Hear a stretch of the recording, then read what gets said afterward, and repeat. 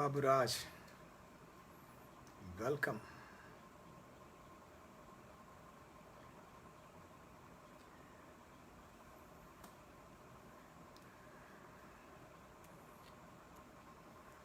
"40 days of റിഫൈൻമെൻറ്റിൻ്റെ മൂന്നാമത്തെ ദിവസത്തിലേക്ക് നിങ്ങൾക്ക് സ്വാഗതം. ഒരു ഗ്ലോറിയസ് ഡേ കർത്താവിൻ്റെ കൃപയാൽ ഇന്ന് പൂർത്തിയായി. ആക്ച്വലി ക്രിസ്തീയ സമൂഹത്തിൽ നമുക്ക് ചെയ്യാവുന്ന ഏറ്റവും ഫിലിപ്പ് ഇടുക്കുക praise the Lord. Thank you so much for joining. നമ്മൾ ചെയ്യുന്ന ഏറ്റവും മനോഹരമായ ഒരു സെൽഫ് ഡിസിപ്ലിൻ പ്രോഗ്രാമാണ് ഈ റിഫൈൻമെൻറ്റ് എന്ന ഈ പ്രോഗ്രാം. 40 days of refinement. നമ്മൾ സ്വയമായിട്ട് സെൽഫ് ഡിസിപ്ലിനിലേക്ക് പോകുന്നു. കിങ്ഡം ഡിസിപ്ലിനറി രീതികളിലേക്ക് നമ്മൾ മൂവ് ചെയ്യുകയാണ്. ഏകദേശം ഒരു 5 hours അന്യഭാഷയിൽ പ്രാർത്ഥിച്ച് ബൈബിളിലെ 30 അധ്യായങ്ങൾ വായിച്ച് ഒരു ദിവസം ഒരു നേരം മാത്രം ആഹാരം കഴിച്ചുകൊണ്ടുള്ള ഒരു ഡിസിപ്ലിനറി പ്രോഗ്രാമാണ് ഇത്. ഞാൻ ജസ്റ്റ് എൻ്റെ ഉള്ളിൽ ദൈവം തന്നൊരാശയമാണ്. വാസ്തവത്തിൽ അനേകർ ലോകത്തിൻ്റെ വിവിധ സ്ഥലങ്ങളിൽ ഫോളോ ചെയ്യുന്നു. കർത്താവിൻ്റെ കൃപയിൽ ഇതൊരു മൂന്നാമത്തെ ദിവസമാണ്. ഇതൊരു വളരെ സക്സസ്ഫുൾ ആയിട്ടുള്ള വളരെ ജയകരമായ നിലയിൽ മുമ്പോട്ട് പോകുന്നതിൽ ഞാൻ യേശുവിനെ സ്തോത്രം ചെയ്യുകയാണ്. അപ്പോൾ ഈ മൂന്നാം ദിവസം ഞാൻ നിങ്ങൾക്ക് കൈമാറാൻ ആശിക്കുന്ന പ്രധാനപ്പെട്ട ചിന്തകളിലേക്ക് വേഗം പോകുന്നു. ഞാൻ ഇന്നലെ നിങ്ങളോട് പറയുകയുണ്ടായി, നമ്മുടെ ദൈവരാജ്യത്തെ സംബന്ധിച്ച വിഷയങ്ങൾ തന്നെയാണ് നമ്മൾ തുടർമാനമായിട്ട് പഠിക്കുന്നത്. കാരണം യേശുനാഥൻ നമ്മളോട് പ്രസംഗിക്കാൻ പറഞ്ഞ കാര്യം it is totally based on the favour of God and the grace of God. കർത്താവിൻ്റെ വലിയ കൃപയും ദൈവത്തിൻ്റെ വലിയ ഫേവറും അതിനകത്ത് നമുക്ക് കാണാനായിട്ട് പറ്റും. സോ അതുകൊണ്ട് ദൈവരാജ്യത്തെ സംബന്ധിച്ചുള്ളതായ വിശേഷമായ ചിന്തകളിലേക്കാണ് നമ്മൾ യാത്ര ചെയ്യുന്നത്. സോ ഇത് ഇന്ന് മൂന്നാമത്തെ ദിവസമാണ് നമ്മുടെ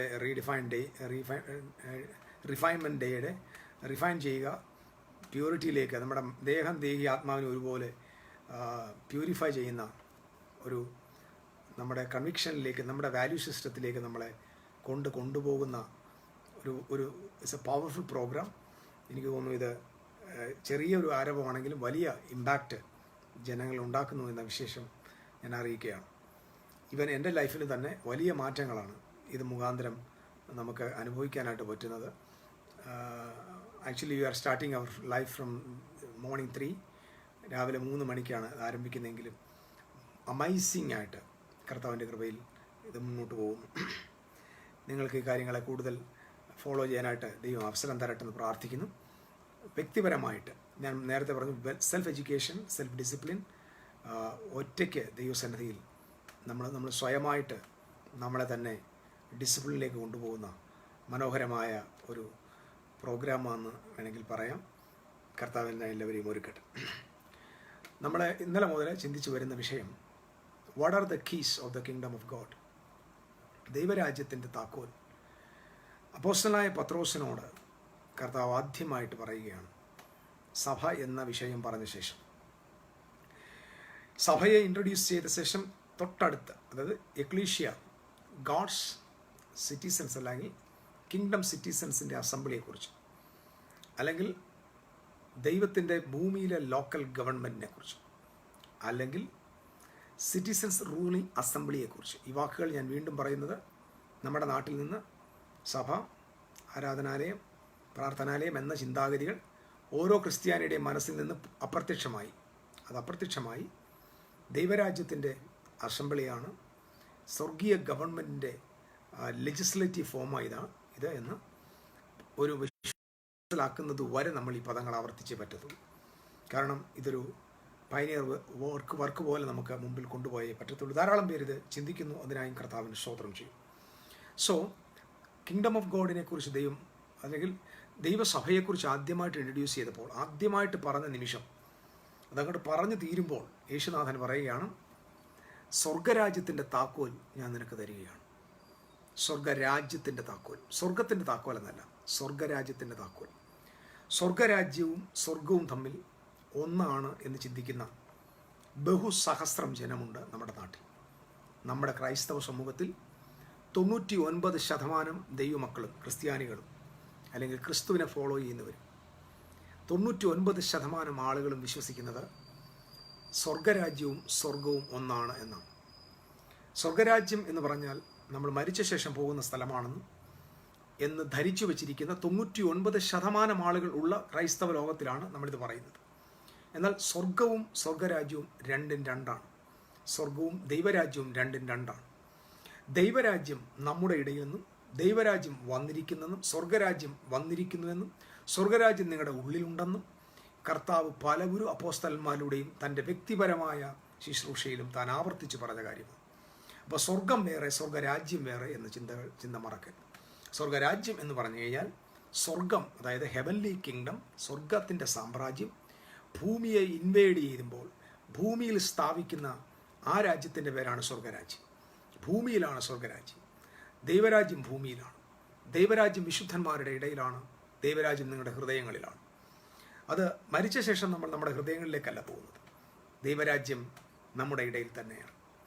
സോ ദൈവരാജ്യത്തിൻ്റെ താക്കോൽ ഞാൻ നിനക്ക് തരുന്നു എന്ന് പത്രോസിനോട് പറയുകയാണ്. ഞാനത് നേരത്തെ സൂചിപ്പിക്കുകയുണ്ടായി. ദൈവരാജ്യത്തിൻ്റെ താക്കോൽ എന്ന് പറയുമ്പോൾ അതിൽ ഒന്നിൽ കൂടുതൽ താക്കോലുകളുണ്ട്. ഞാനതിൽ ആദ്യമായിട്ട് പറഞ്ഞു, അതിലേറ്റവും പ്രധാനപ്പെട്ട number 1, the main key of the kingdom of God, അത് അതോറിറ്റിയാണ്. 3 പ്രധാന കാര്യങ്ങൾ ഞാൻ സൂചിപ്പിച്ചു. യാത്രയിൽ നമുക്കത് ചിന്തിക്കാൻ പറ്റും. 1 അതോറിറ്റി, 2 പവർ, 3 ഇൻഫ്ലുവൻസ് അല്ലെങ്കിൽ ഗ്ലോറി. ഈ 3 കാര്യങ്ങൾ ഒരു രാജാവിനെ സംബന്ധിച്ച് വളരെ അടുത്ത് തന്നെ ഇൻസ്റ്റൻ്റ് ആയിട്ട് അദ്ദേഹത്തിൽ നിന്ന് വെളിപ്പെടുന്ന നിലയിൽ കാണപ്പെടുന്നുണ്ട്. So the influence of the king and the power of the king and the authority of the king. ഞാൻ ഇന്നലെ ഒരു വളരെ പ്രധാനപ്പെട്ട കാര്യം പറഞ്ഞു. അത് പല ആളുകൾക്കും വളരെ അനുഗ്രഹമായിരുന്നു എന്ന് എനിക്ക് ടെക്സ്റ്റ് ലഭിച്ചതിൽ കർത്താവിന് സ്തോത്രം.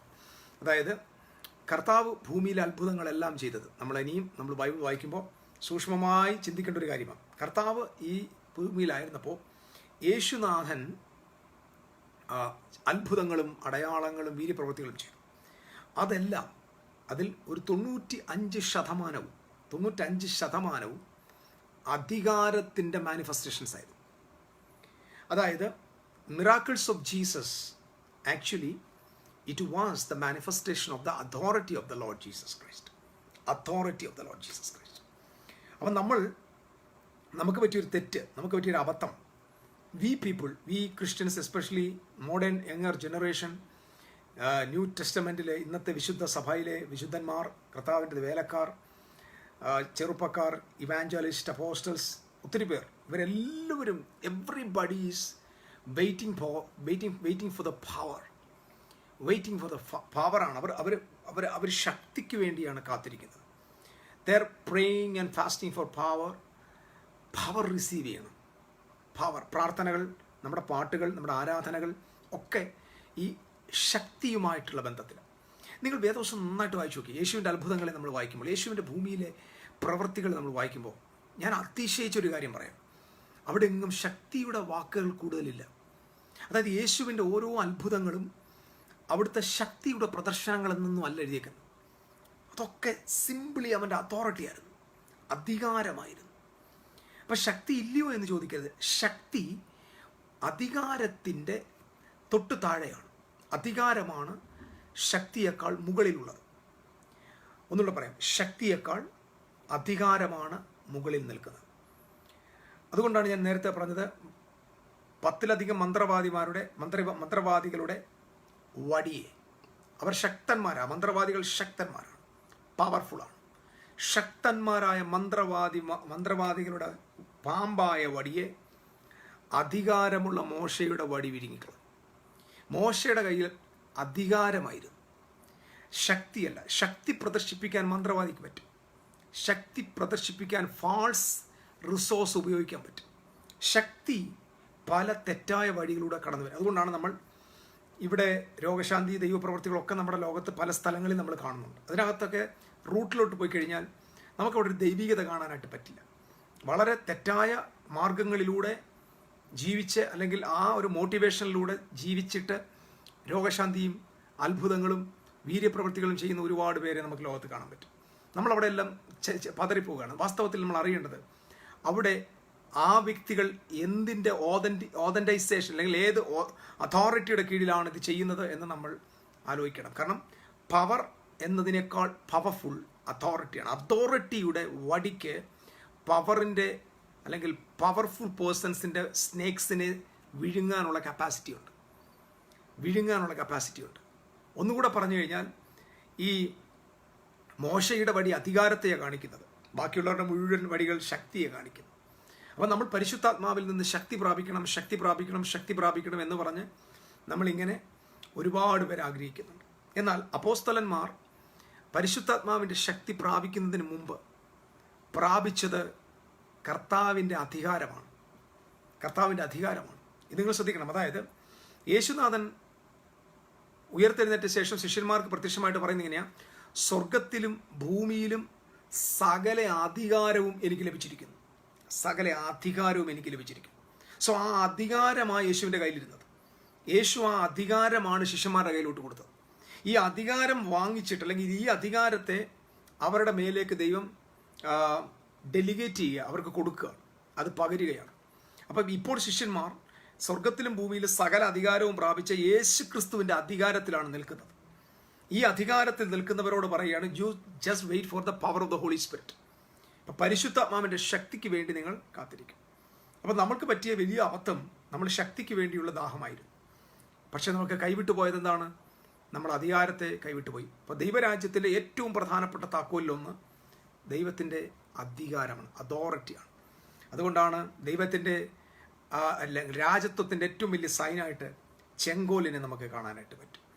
ചെങ്കോൽ ബൈബിളിൽ പല സ്ഥലങ്ങളിൽ, സങ്കീർത്തനങ്ങളിലും ഉൽപ്പത്തി പുസ്തകം മുതൽ അങ്ങോട്ട് പല പുസ്തകങ്ങളിൽ നമുക്ക് രാജദണ്ഡിനെ കാണാൻ പറ്റും, അല്ലെങ്കിൽ അതോറിറ്റിയെ കാണിക്കാൻ പറ്റും. അത് അധികാരമാണ്. അതാണ് ആദ്യത്തെ കീ. ഞാൻ പറഞ്ഞത് ഓരോ കീയും ജസ്റ്റ് ഞാൻ നിങ്ങൾക്ക് ചിന്തിക്കാൻ വേണ്ടി മാത്രമേ തരുന്നുള്ളൂ. ഇതൊക്കെ നമുക്ക് വേണമെങ്കിൽ തിരുവെഴുത്തുകളെ മുഴുവൻ, അതായത് ഈ ഒരൊറ്റ ടേമിൽ നമുക്ക് ഓൾ ബൈബിളിൽ നിന്ന് ധാരാളം റിസോഴ്സുകൾ നമുക്ക് എടുക്കാനായിട്ട് പറ്റും. സോ അതുകൊണ്ട് നിങ്ങൾ ആ വഴിയിലേക്ക് പോകാനായിട്ട് ശ്രദ്ധിക്കണം. ഈ ഒരു 3-ാം ദിവസം ഞാൻ എൻ്റെ ഉള്ളിൽ ദൈവം പ്രകാശിപ്പിക്കുന്ന ഓരോ ദിവസം പ്രകാശിപ്പിക്കുന്നത് ഞാൻ കൈമാറുകയാണ്. അങ്ങനെയാണെങ്കിൽ നമ്മുടെ ഈ ഒരു പ്രോഗ്രാം, നമ്മുടെ റിഫൈൻമെൻറ്റ് പ്രോഗ്രാമിൽ പങ്കെടുക്കുന്നവർ നിശ്ചയമായിട്ടും ഇത് ശ്രദ്ധിക്കുകയും ഫോളോ ചെയ്യുകയും ചെയ്യാൻ ശ്രമിക്കണം. കാരണം നമുക്ക് ഈ ഒരു യാത്രയ്ക്ക് തീരുമ്പോൾ 100% ഒരു റിന്യൂഡ് ജനറേഷൻ ഇതിനകത്തുണ്ടായി വരുമെന്ന് ഞാൻ പരിപൂർണമായിട്ട് വിശ്വസിക്കുന്നു. കാരണം ഞാൻ 40 ദിവസം ഉപവാസം ഇരുന്ന ആളാണ്. 40 ദിവസം പല പ്രാവശ്യം ഉപവസിച്ചിട്ടുണ്ട്. 21 ദിവസം 21 പ്രാവശ്യത്തേക്കാൾ കൂടുതൽ ഉപവസിച്ചിട്ടുണ്ട്. പക്ഷെ ഞാൻ ഈ പ്രാവശ്യം നമ്മൾ ഇട്ടേക്കുന്ന ഓൺലൈനിലൂടെ ഞാൻ നിങ്ങളോട് പറഞ്ഞുകൊണ്ടിരിക്കുന്ന ഈ ചിന്തകൾ ഈ 40 ദിവസത്തെ റിഫൈൻമെൻറ്റ് മീൻസ് ഉള്ളി നമ്മളെ സംശുദ്ധീകരണമാണ്. നമ്മുടെ അകത്തിരിക്കുന്ന യാഥാർത്ഥ്യങ്ങളെ ദൈവം പുറത്തു കൊണ്ടുവരുന്ന ദിവസങ്ങളാണ്. നമ്മുടെ മാലിന്യങ്ങളെ കഴുകിക്കളയുന്ന ദിവസങ്ങൾ, നമ്മുടെ മനസ്സിനെ പുതുക്കുന്ന ദിവസങ്ങൾ, നമ്മുടെ ശരീരത്തിന് ഒരു റിഫ്രക്ഷൻ ഉണ്ടാകുന്ന ദിവസങ്ങൾ. ഒന്നുകൂടെ പറഞ്ഞാൽ, നന്നായിട്ട് ഫോളോ ചെയ്യാമെങ്കിൽ ആഫ്റ്റർ 40 ഡേയ്സ് നല്ല ഒരു വെയിറ്റ് ലോസും നിങ്ങൾക്കുണ്ടാകും, നല്ല ആരോഗ്യം കൂടെ വീണ്ടെടുക്കും. കാരണം ആത്മീയത മാത്രമല്ല ദൈവരാജ്യത്തിൽ നിങ്ങളുടെ ശരീരമുണ്ട്, നിങ്ങളുടെ മനസ്സുണ്ട്, നിങ്ങളുടെ ആത്മാവുണ്ട്. ദൈവരാജ്യം സ്വർഗത്തിലല്ലാത്തത് കൊണ്ട്, അത് ഭൂമിയിലായതുകൊണ്ട് ഈ ഭൂമിയിൽ ജീവിക്കുന്നവർക്ക് ആരോഗ്യം വളരെ പ്രാധാന്യമുള്ളതാണ്. അതുകൊണ്ട് ശരീരത്തിൻ്റെ ആരോഗ്യം, സൗഖ്യം, സമ്പത്ത്, ഇതൊക്കെ ദൈവരാജ്യത്തിൽ ആവശ്യമുള്ള ഘടകങ്ങളാണ്. അത്യാവശ്യമല്ല, ആവശ്യമുള്ള ഘടകങ്ങളാണ്. അതിനെ ഒഴിച്ചു നിർത്താനായിട്ട് പറ്റത്തില്ല. ഇത് കളഞ്ഞിട്ട് സ്വർഗത്തിലേക്ക് പോകുന്നവരെ സംബന്ധിച്ചിടത്തോളം അവർക്കിതൊക്കെ ചീച്ചിയായിരിക്കും. ശരീരം നശിച്ചാലും ഞാൻ നിത്യതയിൽ പോകും, കാശില്ലെങ്കിലും എനിക്ക് സ്വർഗത്തിലെ സ്വർണ്ണവീതി നടക്കാം. ഈ ചിന്തകളുള്ളവർക്ക് പ്രശ്നമല്ല. പക്ഷെ ദൈവരാജ്യം ഇവിടെ സ്ഥാപിക്കുക എന്ന വലിയ ലക്ഷ്യത്തോടെ നിൽക്കുന്ന ഒരു കൊച്ചുകൂട്ടം സഭയുണ്ട് ഈ ഭൂമിയിൽ. നിങ്ങൾ മനസ്സിലാക്കണം. അത് ഈ കാണുന്ന വലിയ സഹസ്രം കൂട്ടത്തിലില്ല. ദൈവരാജ്യം സ്ഥാപിക്കാനായി ഈ കാലഘട്ടത്തിൽ ദൈവം എക്ലീഷ്യ റൈസപ്പ് ചെയ്യുന്നു എന്ന് ഞാൻ പല മാസങ്ങൾക്ക് മുമ്പ് വിളിച്ചു പറഞ്ഞുകൊണ്ടിരിക്കുക. നമ്മുടെ സാഹചര്യങ്ങൾ, നമ്മുടെ ശബ്ദം, നമ്മുടെ മീഡിയ, നമുക്ക് തെറ്റിരിക്കുന്ന അവൈലബിളായിട്ടുള്ള മാർഗങ്ങൾ വളരെ പരിമിതമാണ്. മാസങ്ങൾക്കല്ല, ചില വർഷങ്ങൾക്ക് മുമ്പ് തന്നെ ഞാൻ വളരെ ശക്തമായിട്ട് വിളിച്ചു പറയുന്നു, ecclesia is rising, ecclesia rise up ആകുന്നു. 100% ഇത് സംഭവിക്കുന്നുണ്ട്. നിശ്ചയമായിട്ടും ആ എക്ലീഷ്യ, എഴുന്നേറ്റ് വരുന്ന ആ എക്ലീഷ്യ, ആ റിവീലായി വരുന്ന ആ ട്രൂ ചർച്ച് അല്ലെങ്കിൽ ആ ട്രൂ ദൈവസഭ ദൈവരാജ്യത്തിൻ്റെ പണിയിൽ ഈ ലോകത്ത് വ്യാപൃതരായിരിക്കും. അവരോട് ഞാൻ സംസാരിക്കുന്നത്. അവരിൽ ചിലരെ രൂപപ്പെടുത്തുകയാണ് എൻ്റെ പ്രഥമമായ ലക്ഷ്യം. ഇന്നത്തെ നമ്മുടെ കീയിലേക്ക് ഞാൻ പോവുകയാണ്. What are the other keys? ഒത്തിരി കീ ഉണ്ട്. ഞാൻ പറഞ്ഞല്ലോ, ഒരു കീ ജസ്റ്റ് ഇങ്ങനെ ഞാൻ പറയുന്നതേ ഉള്ളൂ. അതോറിറ്റി എന്നൊരൊറ്റ കീ ആണ്. നിങ്ങൾക്ക് തിരുവെഴുത്തുകളിൽ നിന്ന് എങ്ങനെയാണ് യേശു തൻ്റെ അധികാരം ഉപയോഗിച്ചത് എന്ന് കണ്ടുപിടിക്കുക. കണ്ടുപിടിച്ചാൽ തന്നെ നിങ്ങളുടെ ശുശ്രൂഷകനാണെങ്കിൽ ഒരു മാസം നിങ്ങൾക്ക് 30 ദിവസം ആവർത്തന വിരസതയില്ലാതെ പ്രസംഗിക്കാനുള്ള മെസ്സേജ് അവർ ഒറ്റ ടേമിനകത്തുണ്ട്. അത് കണ്ടുപിടിക്കാൻ നിങ്ങളെ ഞാൻ കർത്താവിൽ ആഹ്വാനം ചെയ്യും. ഇന്ന് ഞാൻ നിങ്ങളുടെ മുമ്പിൽ കൊണ്ടുപോകുന്നത് സെക്കൻഡ് കീ എന്ന് പറയുമ്പോൾ രണ്ടാമത്തെ ഏറ്റവും പ്രധാനപ്പെട്ട കീയിലൊന്ന്. എല്ലാ കീയും അതിൻ്റെതായ സ്ഥലത്ത് പ്രാധാന്യമുള്ളതാണ്. എല്ലാ താക്കോലും ആ ഒരു പ്രധാന സ്ഥലത്ത് വളരെ പ്രാധാന്യമുള്ളതാണ്. എന്ന് പറഞ്ഞാൽ ഒരു ചെറിയ മുറിയുടെ താക്കോലിന് വലിയ മുറിയെ തുറക്കാൻ പറ്റത്തില്ല. അപ്പോൾ ആ ചെറിയ മുറിയിലെ ആ താക്കോലിന് ആ ഒരു ഡോറിനെ സംബന്ധിച്ചിടത്തോളം വലിയ പ്രാധാന്യമുള്ളതാണ്. അതുപോലെ ദൈവരാജ്യത്തിൽ ഏറ്റവും പ്രാധാന്യമുള്ള മറ്റൊരു താക്കോലുണ്ട്. അത് നമ്മൾ കാണുന്നത് യേശുക്രിസ്തുവിൻ്റെ മുന്നോടിയായി വന്ന യോഹന്നാൻ എന്ന് പറയുന്ന പ്രവാചകന്റെ വായിലൂടെ വന്ന വാക്കിലാണ്. അദ്ദേഹം ഇങ്ങനെയാണ്, അദ്ദേഹം യഹൂദ നാട്ടിൽ വന്ന് അക്കാലത്ത് യോഹന്നാൻ സ്നാപകൻ, നമ്മളിത് വായിക്കുന്നത് മത്തായിയുടെ സുവിശേഷം 3-ാം അധ്യായത്തിൻ്റെ ആരംഭ ഭാഗങ്ങളിൽ കാണാൻ പറ്റും. യഹൂദിയ മരുഭൂമിയിൽ വന്ന് ദൈവരാജ്യം അല്ലെങ്കിൽ സ്വർഗരാജ്യം സമീപിച്ചിരിക്കുന്നു, ദൈവരാജ്യം സമീപിച്ചിരിക്കുന്നു, മാനസാന്തരപ്പെടുവീൻ എന്ന് പ്രസംഗിച്ചു. മാനസാന്തരപ്പെടുവീൻ വളരെ പരിചയമുള്ള വാക്യമാണ്. ഒരുപക്ഷെ ഇത് കേൾക്കുമ്പോൾ തന്നെ നിങ്ങൾക്ക് ബോറടിക്കും. കാരണം നിങ്ങൾ എല്ലാ ദിവസവും കേൾക്കുന്ന പദമാണ് മാനസാന്തരം. മതപരമായിട്ട് ഏറ്റവും കൂടുതൽ സഭകളിൽ ഉപയോഗിക്കുന്ന പദങ്ങളാണ്. ഒരാൾ മദ്യപിച്ചാൽ നമ്മൾ പറയും അവൻ മാനസാന്തരം ശരിയായിട്ടില്ല. ഒരുത്തൻ ബീഡി വലിച്ചു കിടന്നാൽ പറയും മാനസാന്തരപ്പെട്ടി നടക്കുന്ന കണ്ടു. ഒരുത്തൻ തെറ്റിലേക്ക് പോയാൽ പറയും മാനസാന്തരപ്പെട. നമ്മൾ പറയുന്ന വാക്ക് കേട്ടിട്ടില്ലേ? ഒരാൾ പാപത്തിൽ ജീവിക്കുമ്പോൾ നമ്മൾ ആളോട് പറയും അവന് മാനസാന്തരം ഒന്നുമില്ല, അവൻ്റെ മൂത്ത മാനസാന്തരം 3 മാസം. ഇങ്ങനെയുള്ള കുറേ ടേംസ് നമ്മുടെ റിലീജിയസ് സെക്ടറിൽ വളരെ ഫെമിലിയറാണ്, മാനസാന്തരം. പക്ഷെ ഈ വാക്ക് വളരെ വളരെ തെറ്റിദ്ധരിക്കപ്പെട്ടിരിക്കുന്നു എന്നത് ഒരു പരമ യാഥാർത്ഥ്യമാണ്. കാരണം റിപ്പണ്ടൻസ് എന്ന വേർഡ് ഒരു റിലീജിയസ് ടേം അല്ല. റിപ്പണ്ടൻസ് എന്ന് പറയുന്നത് ഒരു എങ്ങനെ പറയാം, ഇറ്റ്സ് എ കിങ്ഡം ടേം. അത് ദൈവരാജ്യ സംബന്ധമായ ഒരു പദപ്രയോഗമാണ്. അത് അടിസ്ഥാനപരമായ സൈക്കോളജിക്കലായിട്ടുള്ള അടിസ്ഥാനപരമായിട്ടുള്ള ഒരു പദപ്രയോഗമാണ്. അതൊരു മതത്തിൻ്റെ പദപ്രയോഗമല്ല. ഒന്നുകൂടെ പറയാം, മാനസാന്തരം എന്നതിന് പാപവുമായി യാതൊരു ബന്ധവുമില്ല. ഇത് നിങ്ങൾ നോട്ട് ചെയ്യണം ഈ പോയിന്റുകൾ. പാപവുമായി യാതൊരു ബന്ധവുമില്ല. മാനസാന്തരം എന്നതിന് ഒരുവൻ്റെ തെറ്റായ പ്രവൃത്തിയുമായി ബന്ധമില്ല. മാനസാന്തരം എന്നത് തെറ്റ് ചെയ്തവൻ അനുതപിച്ച് മടങ്ങി വരുന്നതിൻ്റെ പേരും അല്ല. ഇതൊക്കെ നിങ്ങൾ പറയും, ഇതൊക്കെ അങ്ങനെ വെബ്സ്റ്റേഴ്സ് ഡിക്ഷണറി അങ്ങനെ പറയുന്നു, തിയോളജിക്കൽ ഡിക്ഷണറി അങ്ങനെ പറയുന്നു, നിങ്ങൾ പറയുന്നുണ്ടായിരിക്കും, പറഞ്ഞോ, കുഴപ്പമില്ല. ഞാൻ ഈ പറയുന്ന സ്റ്റേറ്റ്മെൻറ്റിന് ഉത്തരവാദി ഞാനാണ്. അതുകൊണ്ട് അതെനിക്ക് മുന്നോട്ട് പറഞ്ഞേ പറ്റത്തുള്ളൂ.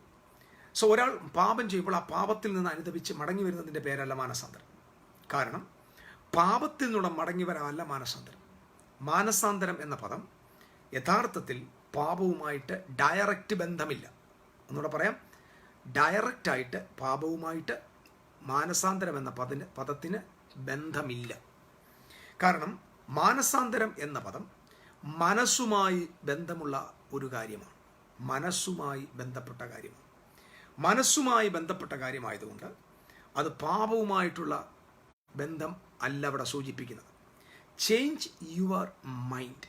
സോ നമ്മൾ വിശുദ്ധ ബൈബിളിൽ പുതിയ നിയമത്തിൽ ആദ്യമായി ദൈവരാജ്യം എന്ന പദം പ്രവാചകനായ യോഹന്നാൻ വിളിച്ചു പറയുമ്പോൾ ആ തൊട്ട് താഴെ പറയുകയാണ്, അതുകൊണ്ട് എന്ത് ചെയ്യണം? The kingdom of God is arrived. നിങ്ങളുടെ കയ്യിൽ മലയാള ബൈബിളും ഇംഗ്ലീഷ് ബൈബിളൊക്കെ ഉപയോഗിക്കുന്നത് ശ്രദ്ധിക്കുക. അറ്റ് ഹാൻഡ് എന്ന പദമാണ് അവിടെ ഉപയോഗിച്ചിരിക്കുന്നത്. 16-ാം നൂറ്റാണ്ടിൽ നമ്മുടെ KJV നൽകിയ സംഭാവനയാണത്. ആ കാലഘട്ടത്തിൽ ഉപയോഗിച്ചിട്ടുണ്ടെന്ന് പോപ്പുലറായിട്ടൊരു വേർഡ്. എന്നാൽ അറ്റ് ഹാൻഡ് എന്ന അർത്ഥത്തിലല്ല യഥാർത്ഥത്തിൽ ആ കാലഘട്ടത്തിൽ ക്രൈസ്റ്റ് തൻ്റെ ഭാഷയായ അരാമിക് ഹീബ്രു ലാംഗ്വേജിലും അന്ന് ഭൂമിയിൽ പോപ്പുലറായിരുന്ന യവന ഭാഷയിലും രേഖപ്പെടുത്തുമ്പോൾ ഉപയോഗിച്ചിരുന്ന റെൻഡറിങ്, അവിടെ കൊടുത്തിരിക്കുന്ന ട്രൂ റെൻഡറിങ്. ഇതിപ്പോൾ ഞാൻ ഇത് പറയുമ്പോൾ നിങ്ങൾ യഥാർത്ഥത്തിൽ നല്ല ഗ്രീക്ക് സ്കോളേഴ്സിനോടോ അല്ലെങ്കിൽ ഒരു അറാമിക് സ്കോളേഴ്സിനോടോ അവരോട് കൺസൾട്ട് ചെയ്താൽ നിങ്ങൾക്ക് ഞാൻ ഈ പറയുന്ന കാര്യങ്ങൾ ബോധ്യമാകും. ഞാൻ വെറുതെ ഊഹാപോഹം പറയുകയല്ല. അവിടെ പറഞ്ഞിരിക്കുന്നത് ദൈവരാജ്യം സമീപിച്ചിരിക്കുന്നു എന്ന വാക്കിൻ്റെ യഥാർത്ഥർത്ഥം the kingdom of God has arrived എന്നാണ്. ദൈവരാജ്യം എത്തിച്ചേർന്നിരിക്കുന്നു. നമ്മൾ വിമാനത്തിൽ എയർപോർട്ടിൽ ആളുകളെ സ്വീകരിക്കാനോ ഒക്കെ പോകുമ്പോൾ നമുക്കറിയാം 2 ബോർഡ് അവിടെ കാണാം, അറൈവ്ഡ് ആൻഡ് ഡിപ്പാർച്ചർ. അതായത് ഇവിടെ നിന്ന് പുറപ്പെട്ടു പോയ വിമാനങ്ങളെക്കുറിച്ചുള്ള വിവരങ്ങളും എത്തിച്ചേർന്ന വിമാനങ്ങൾ. അറൈവ്ഡ് എന്ന് പറഞ്ഞാൽ അർത്ഥം എത്തിക്കഴിഞ്ഞെന്നാണ്. ഇനിയും അവർ വാസ്തവത്തിൽ എത്തിയ വിമാനത്തിലെ ആളുകളെ കാത്ത് പുറത്ത് നിൽക്കുകയാണ്. അറൈവ്ഡ്. ഞാനിത് സിമ്പിളായിട്ട് കൊച്ചുപിള്ളേരെ പഠിപ്പിക്കുന്ന പോലെ പറയുക. അപ്പോൾ അറൈവ്ഡ് എന്ന് പറഞ്ഞാൽ നിങ്ങൾക്ക് മനസ്സിലായി, ദൈവരാജ്യം എത്തിച്ചേർന്നിരിക്കുന്നു. ഇതാണ് അതിൻ്റെ പ്രധാന ചിന്ത. ദൈവരാജ്യം എത്തിച്ചേർന്നിരിക്കുന്നു, ദൈവരാജ്യം സന്നിഹിതമായിരിക്കുന്നു.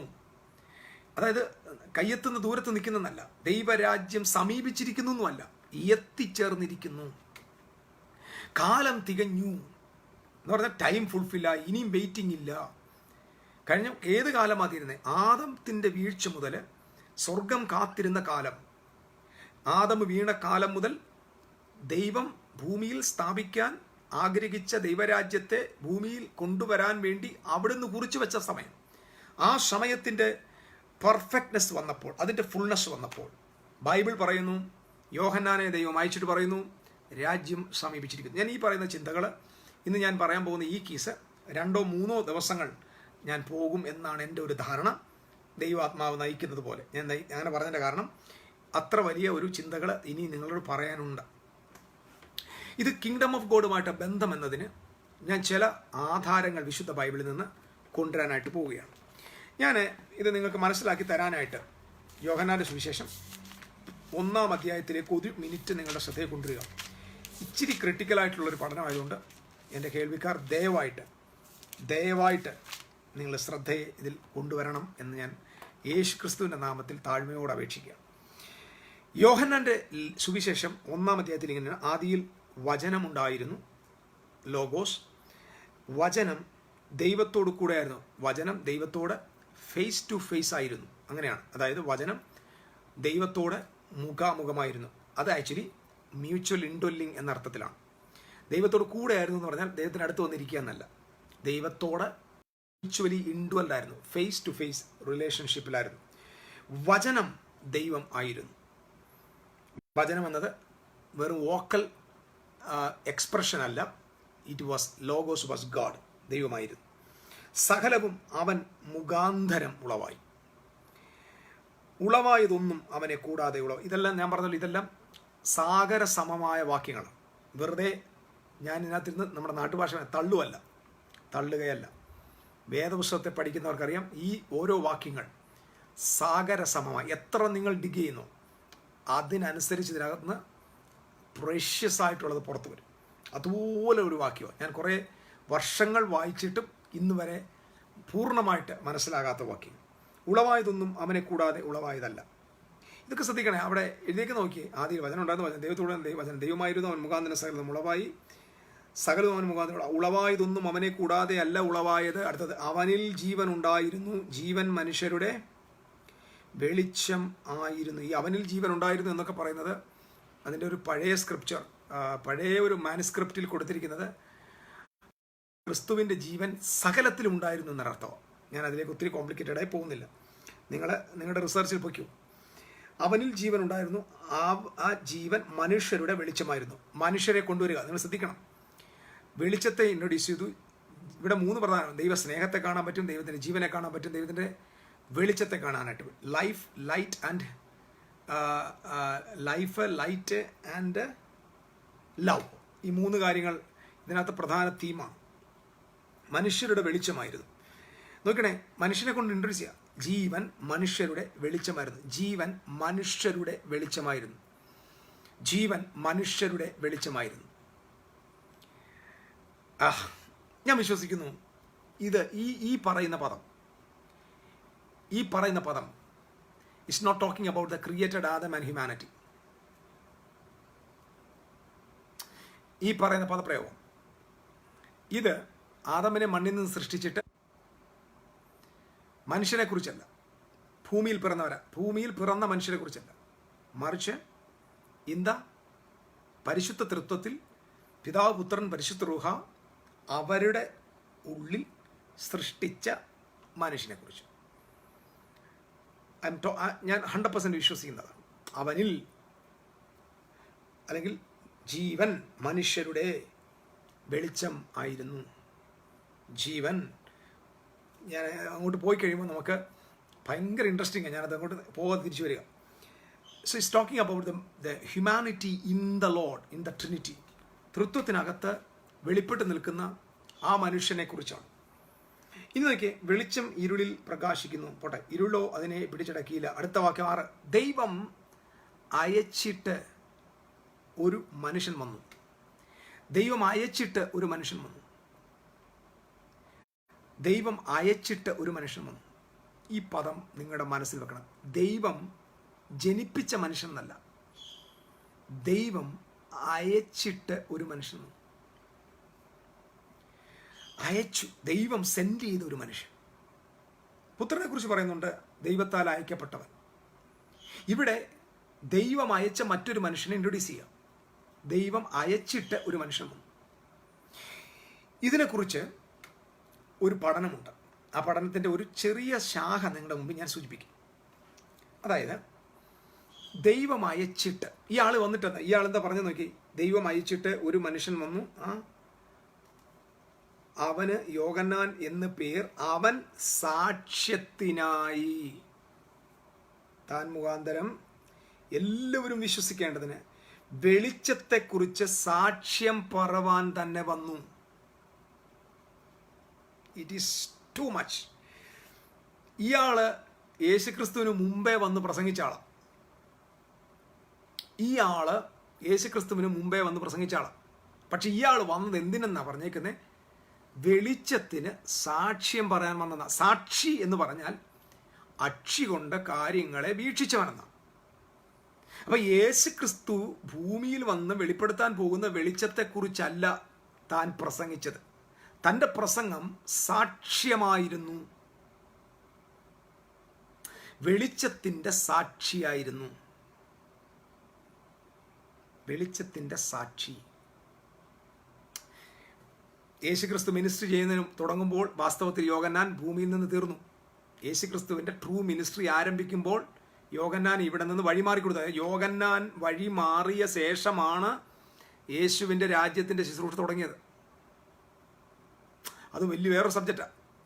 കാരണം നമ്മൾ യോഹന്നാനെ പ്രശംസിക്കുന്നുണ്ട്, പക്ഷേ യോഹന്നാൻ ഇച്ചിരി അധിക പ്രസംഗമായിരുന്നു എന്നത് നമുക്ക് ബൈബിളിൽ മനസ്സിലാകും. ഇനിയിപ്പോൾ ഇത് കട്ട് ചെയ്തുകൊണ്ട് യോഹന്നാനെ അധിക പ്രസംഗം എന്ന് വിളിച്ചെന്നൊന്നും പറയരുത്. കാരണം എല്ലാത്തിനും ഫാൻസ് അസോസിയേഷൻ ഉള്ളതുകൊണ്ട്. യോഹന്നാനെ വാസ്തവത്തിൽ ദൈവത്തിന് കഴുത്ത് കട്ട് ചെയ്ത് മാറ്റേണ്ട ഗതികേട് വന്നു. കാരണം യോഹന്നാൻ അവനെ അയച്ചപ്പോൾ അവനെ കാണിച്ച വെളിച്ചത്തിൻ്റെ സാക്ഷിയായിട്ടാണ് വരേണ്ടത്. അതായിരുന്നു അവൻ്റെ മിനിസ്ട്രി. അവൻ്റെ മിനിസ്ട്രി തീർന്നാൽ പിന്നെ അവൻ രംഗം വിട്ടോണം. മിനിസ്ട്രി തീർന്നാൽ രംഗം വിട്ടോണം. പക്ഷേ യോഹന്നാൻ രംഗം വിട്ടില്ല. നമ്മൾ യോഹന്നാൻ്റെ സുവിശേഷം വായിക്കുമ്പോൾ ഇങ്ങനെ മനസ്സിലാകുന്നത്, യോഹന്നാൻ സ്നാപകൻ യോർദാനിൽ വീണ്ടും സ്നാനപ്പെടുത്തിക്കൊണ്ടിരിക്കുക, ശിഷ്യന്മാരെ വീണ്ടും ശേഖരിച്ചുകൊണ്ടിരിക്കുക.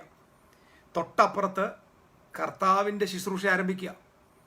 അപ്പോൾ ഇവിടെ കൂടുതൽ സ്നാനം നടക്കുമ്പോൾ യേശു അവരെ വിട്ടിട്ട് വേറൊരു സ്ഥലത്ത് മാറി മാറി പോകും. അപ്പം ഒരു മത്സരം ഉണ്ടാകാതിരിക്കുക. 2 സ്ഥലങ്ങളിൽ ശിഷ്യവൃന്ദങ്ങൾ രൂപപ്പെടുക. ഈ മിനിസ്ട്രി യോഹന്നാൻ്റെ അധിക പ്രസംഗമാണ്. യോഹന്നാൻ വാസ്തവത്തിൽ ആ മിനിസ്ട്രി ചെയ്യുമ്പോൾ അദ്ദേഹം ക്രിസ്തുവിൻ്റെ മിനിസ്ട്രിക്ക് ഓപ്പോസിറ്റാണ്. ഇദ്ദേഹം ക്രൈസ്റ്റിനെ ഇൻട്രൊഡ്യൂസ് ചെയ്ത് കഴിഞ്ഞാൽ ഉടനെ രംഗം വിടണം. പക്ഷെ രംഗം വിട്ടില്ല. He was continue his ministry. അദ്ദേഹം വീണ്ടും ശിഷ്യന്മാരെ ചേർത്തോണ്ട് സ്നാനപ്പെടുത്തിക്കൊണ്ടിരിക്കുക. ഇത് നിങ്ങൾ മനസ്സിലാക്കണം. അവസാനം കർത്താവിന് ഹെരോദാവിനെ എഴുന്നേൽപ്പിക്കേണ്ടി വന്നു. ഹെരോദാവ് അവനെ പിടിച്ച് ജയിലിടേണ്ടി വന്നു. അവസാനം ഒരു ശലോമി എന്ന് പറഞ്ഞൊരു പെണ്ണ് ഡാൻസ് ചെയ്യേണ്ടി വന്നു. ഡാൻസ് ചെയ്യുന്നപ്പോൾ അമ്മ അസൂയ കൊണ്ട് ഇങ്ങനെ പറഞ്ഞു, അവൻ്റെ തല വേണമെന്ന് പറഞ്ഞു. അങ്ങനെ പാവപ്പെട്ട ചെറുക്കൻ്റെ, പ്രവാചകൻ്റെ കഴുത്ത് വെട്ടി തല താലത്തിൽ കൊണ്ടുവരേണ്ട അവസ്ഥയിലെത്തി. തല താലത്തിൽ കൊണ്ടുവന്നതിൻ്റെ കാരണം, പുത്രൻ തമ്പുരാൻ ശുശ്രൂഷയ്ക്ക് വന്നു കഴിഞ്ഞാൽ അവന് പാരലായിട്ട് നിൽക്കാൻ ഈ പ്രപഞ്ചത്തിൽ ഒരുത്തനുമില്ല. ക്രിസ്തുവിൻ്റെ മിനിസ്ട്രി വെളിപ്പെട്ടാൽ പാരലായിട്ട് വേണ്ടെന്നാ തമ്പുരാൻ്റെ തീരുമാനം. കാരണം ഇത് മോസ്റ്റ് എക്സ്ക്ലൂസീവ് മിനിസ്ട്രിയാണ്. ഈ മിനിസ്ട്രി ഇവിടെ ചെയ്യുമ്പോൾ അപ്പുറത്ത് വേറൊരുത്തൻ്റെ മിനിസ്ട്രി ദൈവം അംഗീകരിക്കത്തില്ല. കാരണം യോഹന്നാൻ ന്യായപ്രമാണം വരെയാണ് ന്യായപ്രമാണം. അവിടം കൊണ്ട് ന്യായപ്രമാണം അവസാനിക്കും. ഇനി അങ്ങോട്ടുള്ളത് ദൈവരാജ്യം. ഇത് വളരെ ഇമ്പോർട്ടൻ്റ് ആണ്. സകല പ്രവാചകന്മാർ, ഇത് നമ്മുടെയൊക്കെ സഭകളിൽ എഴുതി വെക്കേണ്ട ഒരു വാക്യമാണ്. സകല പ്രവാചകന്മാരും പ്രമാണവും യോഹന്നാൻ വരെ പ്രവചിച്ചു. അത് പഠിക്കാൻ തുടങ്ങിയാൽ ഇവിടുത്തെ ഫ്യൂച്ചറിസ്റ്റിക് സംഭവങ്ങളെല്ലാം പൊളി. പ്രവചനം യോഹന്നാൻ വരെയാണ്. യോഹന്നാൻ്റെ മിഷനോടുകൂടെ പ്രൊഫറ്റിക്കൽ മിനിസ്ട്രി, ഓൾഡ് കവനന്റിന്റെ പ്രൊഫറ്റിക് മിനിസ്ട്രി അവസാനിക്കുക. അതായത് അതായത് യോഹന്നാന്റെ കാലം മുതൽ പിന്നെ പഴയ നിയമത്തിലെ പ്രവാചകന്മാരെ ചെകഞ്ഞ് അതിനകത്ത് കീടം പിടിക്കുന്ന പരിപാടിയില്ല. യോഹന്നാന്റെ മിനിസ്ട്രിയുടെ കാലം മുതൽ പിന്നെ അങ്ങോട്ട് പ്രസംഗിക്കപ്പെടേണ്ടത് ദൈവത്തിന്റെ രാജ്യമാണ്. ദൈവരാജ്യ പ്രഘോഷണത്തിൽ യെശയ്യാവിന്റെ പ്രവചനത്തിന് പ്രാധാന്യമില്ല. നിങ്ങൾക്ക് സങ്കടം വരും. ദൈവരാജ്യ പ്രഘോഷണത്തിൽ ദാനിയേലിനെന്താ പങ്ക്? ദൈവരാജ്യ പ്രഘോഷണത്തിൽ വീണുപോയ പുത്രനെ തള്ളിക്കളഞ്ഞ യഹൂദന്റെ പങ്കെന്താ? ആലോചിക്കണം. ന്യായപ്രമാണവും പ്രവാചകന്മാരും യോഹന്നാൻ വരെ പ്രവചിച്ചു എന്ന് പറഞ്ഞാൽ യോഹന്നാന് ശേഷം ആ ആളിന് ശേഷം പിന്നെ ദൈവരാജ്യമാണ് പ്രസംഗിക്കപ്പെടുന്നത്. പിന്നെ അങ്ങോട്ട് ജെരമ്യാവിന്റെ ചിന്തയും എസെക്കിയേലിന്റെ ചിന്തയും ദാനിയേലിന്റെ ചിന്തയും ദാനിയേലിന്റെ ഫുൾഫിൽമെന്റിന്റെ പുറകെ പോകാൻ പറ്റില്ല. കാരണം ഇവിടം കൊണ്ട് സംഗതി തീരുകയാണ്. അന്നു മുതൽ വേറൊരു ഡയമെൻഷനിലാണ് ദൈവം ഇടപെടാൻ പോകുന്നത്. വേറൊരു ഡയമെൻഷനിലാണ് പോകാൻ പോകുന്നത്. അപ്പൊ ദൈവം യോഹന്നാനെ അയക്കുകയാണ്. യോഹന്നാന്റെ മിനിസ്ട്രി വലിയ മിനിസ്ട്രിയാണ്. നിങ്ങൾ ചിന്തിക്കുന്നതിനേക്കാൾ അപ്പുറത്താണ്. ഇദ്ദേഹമാണ് ദൈവത്തിന്റെ വലുതും ഭയങ്കരവുമായ നാൾ വരുന്നതിന് മുമ്പ് അയക്കപ്പെട്ട മനുഷ്യൻ. യഹോവയുടെ വലുതും ഭയങ്കരവുമായ നാൾ ഇനി വരാനിരിക്കുന്നു എന്ന് പറയുന്നവർക്ക് സങ്കട വാർത്തയാണ്. യഹോവയുടെ വലുതും ഭയങ്കരവുമായ നാൾ വരുന്നതിന് മുമ്പ് ഞാൻ ഏലിയാവിനെ അയക്കുമെന്ന് മലാക്കിയുടെ പ്രവചനത്തിൽ സൂചിപ്പിച്ചിരിക്കുന്ന സൂചന മത്തായിയുടെ സുവിശേഷം 11-ാം അധ്യായത്തിൽ യേശുനാഥൻ പറയുന്നു, നിങ്ങൾക്ക് പരിഗ്രഹിപ്പാൻ മനസ്സുണ്ടെങ്കിൽ എന്ന് പറഞ്ഞാൽ നിങ്ങളുടെ തലേ കയറത്തില്ലെന്ന് എനിക്കറിയാം, പറഞ്ഞാലിട്ട് കാര്യമില്ലെന്നും അറിയാം, എന്നാലും പറയുക പരിഗ്രഹിക്കാൻ മനസ്സുണ്ടെങ്കിൽ വരുവാനുള്ള ഏലിയാവ് അവൻ തന്നെ എന്ന് പറഞ്ഞതിൻ്റെ അർത്ഥം എന്താ? യഹോവയുടെ വലുതും ഭയങ്കരവുമായ നാള് വരുന്നതിന് മുമ്പ് അയക്കപ്പെട്ട ഏലിയാവാണ് ഈ യോഹന്നാൻ സ്നാപകൻ എന്നാണ് യേശു പറഞ്ഞത്. അദ്ദേഹമാണ് എൻഡ് ടൈമിന്റെ അവസാനത്തെ സൈൻ. ഇത് മനസ്സിലാക്കണം. അന്ത്യകാലത്തിന്റെ സൈനാണ് യോഹന്നാൻ സ്നാപകൻ.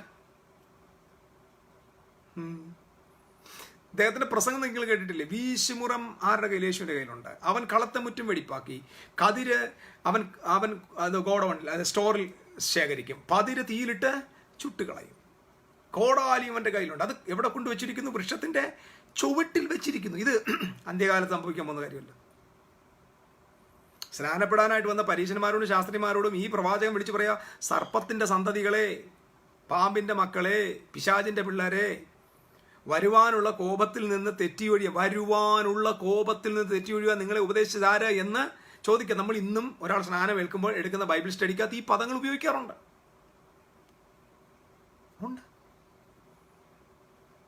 ഇല്ലേ?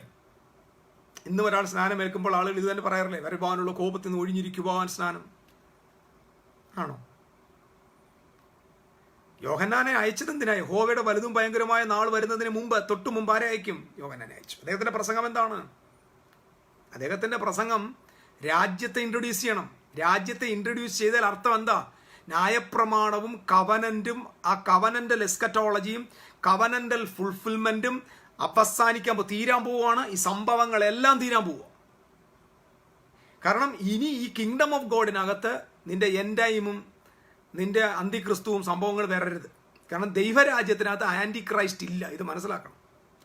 ഇതുകൊണ്ടാണ് ഞാൻ ഇത് പറയുമ്പോൾ ചില ആൾക്ക് ഭയങ്കര വിഷമമാണ്. കഴിഞ്ഞ ദിവസം ഒരാൾ പറഞ്ഞു ഞങ്ങളുടെ കഞ്ഞി പാറ്റ ഇടരുതെന്ന്. അതായത് യേശുവിൻ്റെ കാര്യത്തിൽ ഈ വരത്തിന് ഞാൻ പറഞ്ഞു, ദൈവരാജ്യവും നിങ്ങൾ പറയുന്ന ഈ യേശുവിൻ്റെ വരവും തമ്മിൽ എന്താ ബന്ധം? നിങ്ങൾ പ്രസംഗിച്ചുകൊണ്ടിരിക്കുന്ന അല്ലെങ്കിൽ ലോകത്തിൽ ഇന്ന് പ്രസംഗിച്ചുകൊണ്ടിരിക്കുന്ന ആൻറ്റി ക്രൈസ്റ്റ് അല്ലെങ്കിൽ 666 ഈ സംഭവങ്ങൾ, ഈ മുദ്രകളും ഒക്കെ കിങ്ഡം ഓഫ് ഗോഡുമായിട്ട് നിങ്ങൾ എവിടെ കണക്ട് ചെയ്യും? ഞാൻ തുറന്നു പറയാം, സത്യം പറയാം, ഇത് ലോകത്തിലെ ഏറ്റവും കൺഫ്യൂസ്ഡ് ഗ്രൂപ്പ് എന്ന് പറയുന്നത്, ബാബേൽ എന്ന് പറയുന്നത് ഇന്നത്തെ ക്രിസ്ത്യാനികളാണ്. കൺഫ്യൂസ്ഡ്, മൊത്തം കൺഫ്യൂഷനാണ്. സത്യസന്ധമായിട്ട് പറയുന്ന ആരെയും നമ്മളിവിടെ നിർത്തരുത്, അവനെ അന്നേരം കൊല്ലണം. കൺഫ്യൂഷനാ. 10 ചോദ്യം ചോദിച്ചാൽ അടിത്തറ ഇളകി പോകുന്ന വിശ്വാസം ഇവരുടെ. കുറ്റം പറയല്ല കേട്ടോ, ഞാൻ അതിൽ നിൽക്കുന്നതുകൊണ്ടാണ്. ഞാൻ പുറത്തായിരുന്നെങ്കിൽ നിങ്ങളെ കുറ്റം പറയേണ്ട വരത്തില്ല. കർത്താവായ യേശു ക്രിസ്തുവിൻ്റെ മാർഗം സത്യമാർഗമാണ്, ദൈവരാജ്യം യാഥാർത്ഥ്യമാണ്. പക്ഷെ ഇന്ന് ക്രൈസ്തവ ലോകത്ത് കൺഫ്യൂഷൻ്റെ മേൽ കൺഫ്യൂഷനാണ്. നിങ്ങൾ ഓരോ ദൈവദാസന്മാരും സംസാരിച്ച് നോക്കുക. എൻ്റെ ഈ ദിവസങ്ങളിലെ കോൺവെർസേഷനിൽ എനിക്ക് മനസ്സിലായ കാര്യം 100% കൺഫ്യൂഷനാണ്. ആധിപത്യം എടുത്തോണ്ട് വരിക കർത്താവ്. സകല ജാതികളുടെ മേലുള്ള ആധിപത്യവും അവന് ലഭിച്ചിരിക്കുന്നു. അവൻ്റെ രാജ്യത്വം നിത്യരാജ്യത്വമാണ്, അവൻ്റെ ആധിപത്യം നിത്യാധിപത്യമാണ് എന്നൊക്കെ പ്രവചനം യേശുവിൻ്റെ ഉൽപ്രാപണത്തോട് ലഭിച്ചിട്ട് സ്വർഗത്തിലും ഭൂമിക്കും സകല അധികാരവും എനിക്ക് ലഭിച്ചെന്ന് പറഞ്ഞ യേശു ക്രിസ്തു വാഴുന്ന ഭൂമിയിൽ, അവൻ്റെ സഭ മുഖാന്തരം വാഴുന്ന ഭൂമിയിൽ ഇനിയും ഒരു ഏകലോക ഗവൺമെൻറ് എഴുന്നേറ്റ് വന്ന് ക്രിസ്തു, അതും ആര് വന്നാലും പ്രശ്നമില്ല എനിക്ക്, അത് ആൻറ്റി ക്രൈസ്റ്റ്, ക്രിസ്തുവിനെതിരായിട്ട് ഒരാൾ ക്രിസ്തു ഭരിക്കുന്ന സാമ്രാജ്യത്തിൽ വന്ന് ഭരിക്കും എന്ന് വിശ്വസിക്കണം. നമ്മൾ വിശ്വസിച്ചില്ലെങ്കിൽ നമ്മൾ ഈ തലമുറയിൽ ഏറ്റവും വലിയ ഹെറിറ്റിക് ഗ്രൂപ്പായിട്ട് മാറും. ഇത് വിശ്വസിക്കാൻ ഭയങ്കര ബുദ്ധിമുട്ടാണ്. ഇത് വിശ്വസിക്കാൻ ബുദ്ധിമുട്ടുണ്ട്. കാരണം ദൈവരാജ്യം എന്ന് പറയുന്നത് വെറും ഒരു മാലപ്പടക്കമല്ല, ടോടോന്ന് പൊട്ടിത്തീർക്കുന്നതല്ല. അത് എറ്റേണൽ കിങ്ഡമാണ്, എവർ ലാസ്റ്റിംഗ് കിങ്ഡം എന്നാണ്. അവൻ്റെ രാജ്യത്വത്തിന് അവസാനമേ ഇല്ലായിരിക്കുക. അപ്പൊ യോഹന്നാൻ എന്നൊരാൾ സാധാരണ ആളല്ലെന്നേ. ഈ മനുഷ്യന്റെ വരവോടെ ഇതുവരെ വന്ന ഏറ്റവും വലിയ പ്രവാചകനെ വന്നു പറഞ്ഞാൽ എല്ലാം പ്രവചിക്കാനും പ്രവചനത്തിന്റെ അന്തം കുറിക്കാനും വന്നതാണ്. ഇദ്ദേഹത്തിന് ശേഷം ഇനി ഒരു ഓൾഡ് ടെസ്റ്റമെന്റ് കാര്യപരിപാടി ഇല്ല.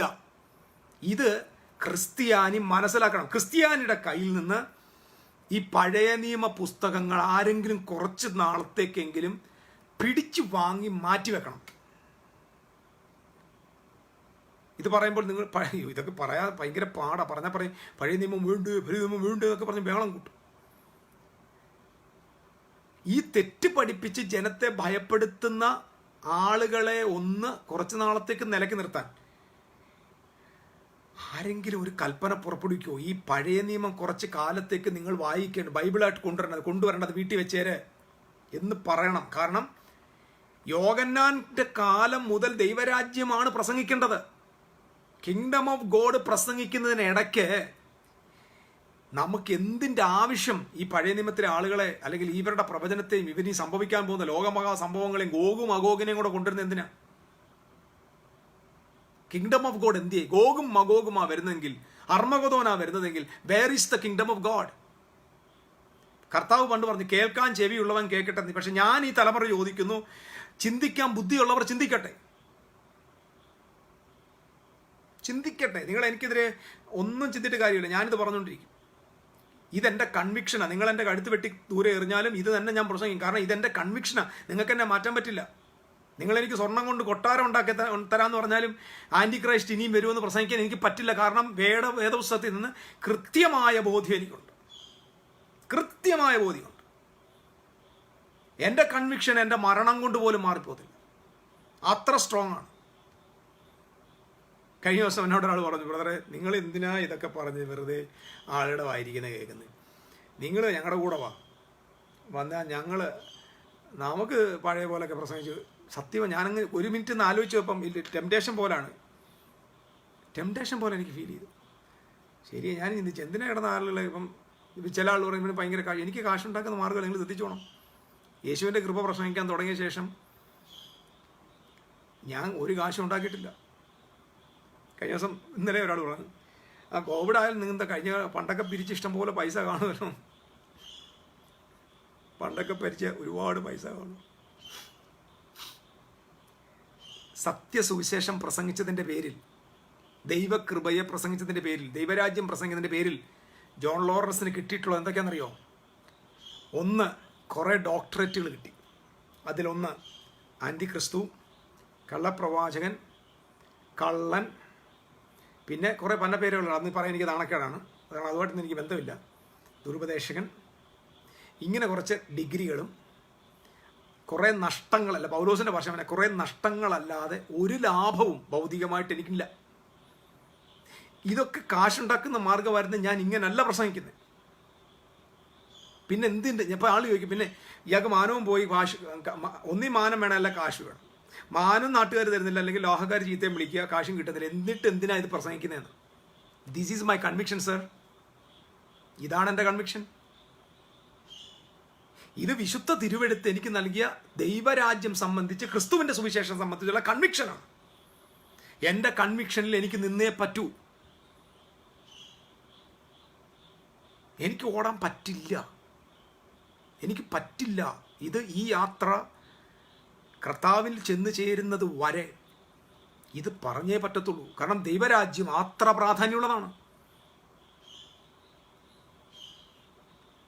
ആമേൻ. ഞാൻ കൂടുതൽ ഇതൊന്നും പറഞ്ഞ വചനത്തിൽ തിരുവെഴുത്തിലേക്ക് വരിക. യോഹന്നാനെ വിടുക. യോഹന്നാൻ ആരാണ്? ദൈവത്താൽ അയക്കപ്പെട്ട മനുഷ്യൻ. ഇനി അയച്ചത് എന്താന്ന് നോക്കി. ഇവിടെ നിങ്ങൾ ശ്രദ്ധിച്ച്, ഈ ഫാദറിൻ്റെയും പിതാവിൻ്റെയും പുത്രൻ്റെയും പരിശുദ്ധ റൂഹായുടെയും ലോക സൃഷ്ടിക്ക് മുമ്പുള്ള സംഭവങ്ങളാണ് യോഹന്നാൻ തൻ്റെ സുവിശേഷത്തിൽ രേഖപ്പെടുത്തുന്നത്. ലോക സൃഷ്ടിക്ക് മുമ്പുള്ളത്. ആദിയിൽ വചനമുണ്ടായിരുന്നു. ആദിയിൽ ആകാശവും ഭൂമി സൃഷ്ടിച്ചതല്ല, ആകാശവും ഭൂമി സൃഷ്ടിക്കപ്പെടുന്നതിന് മുമ്പ്.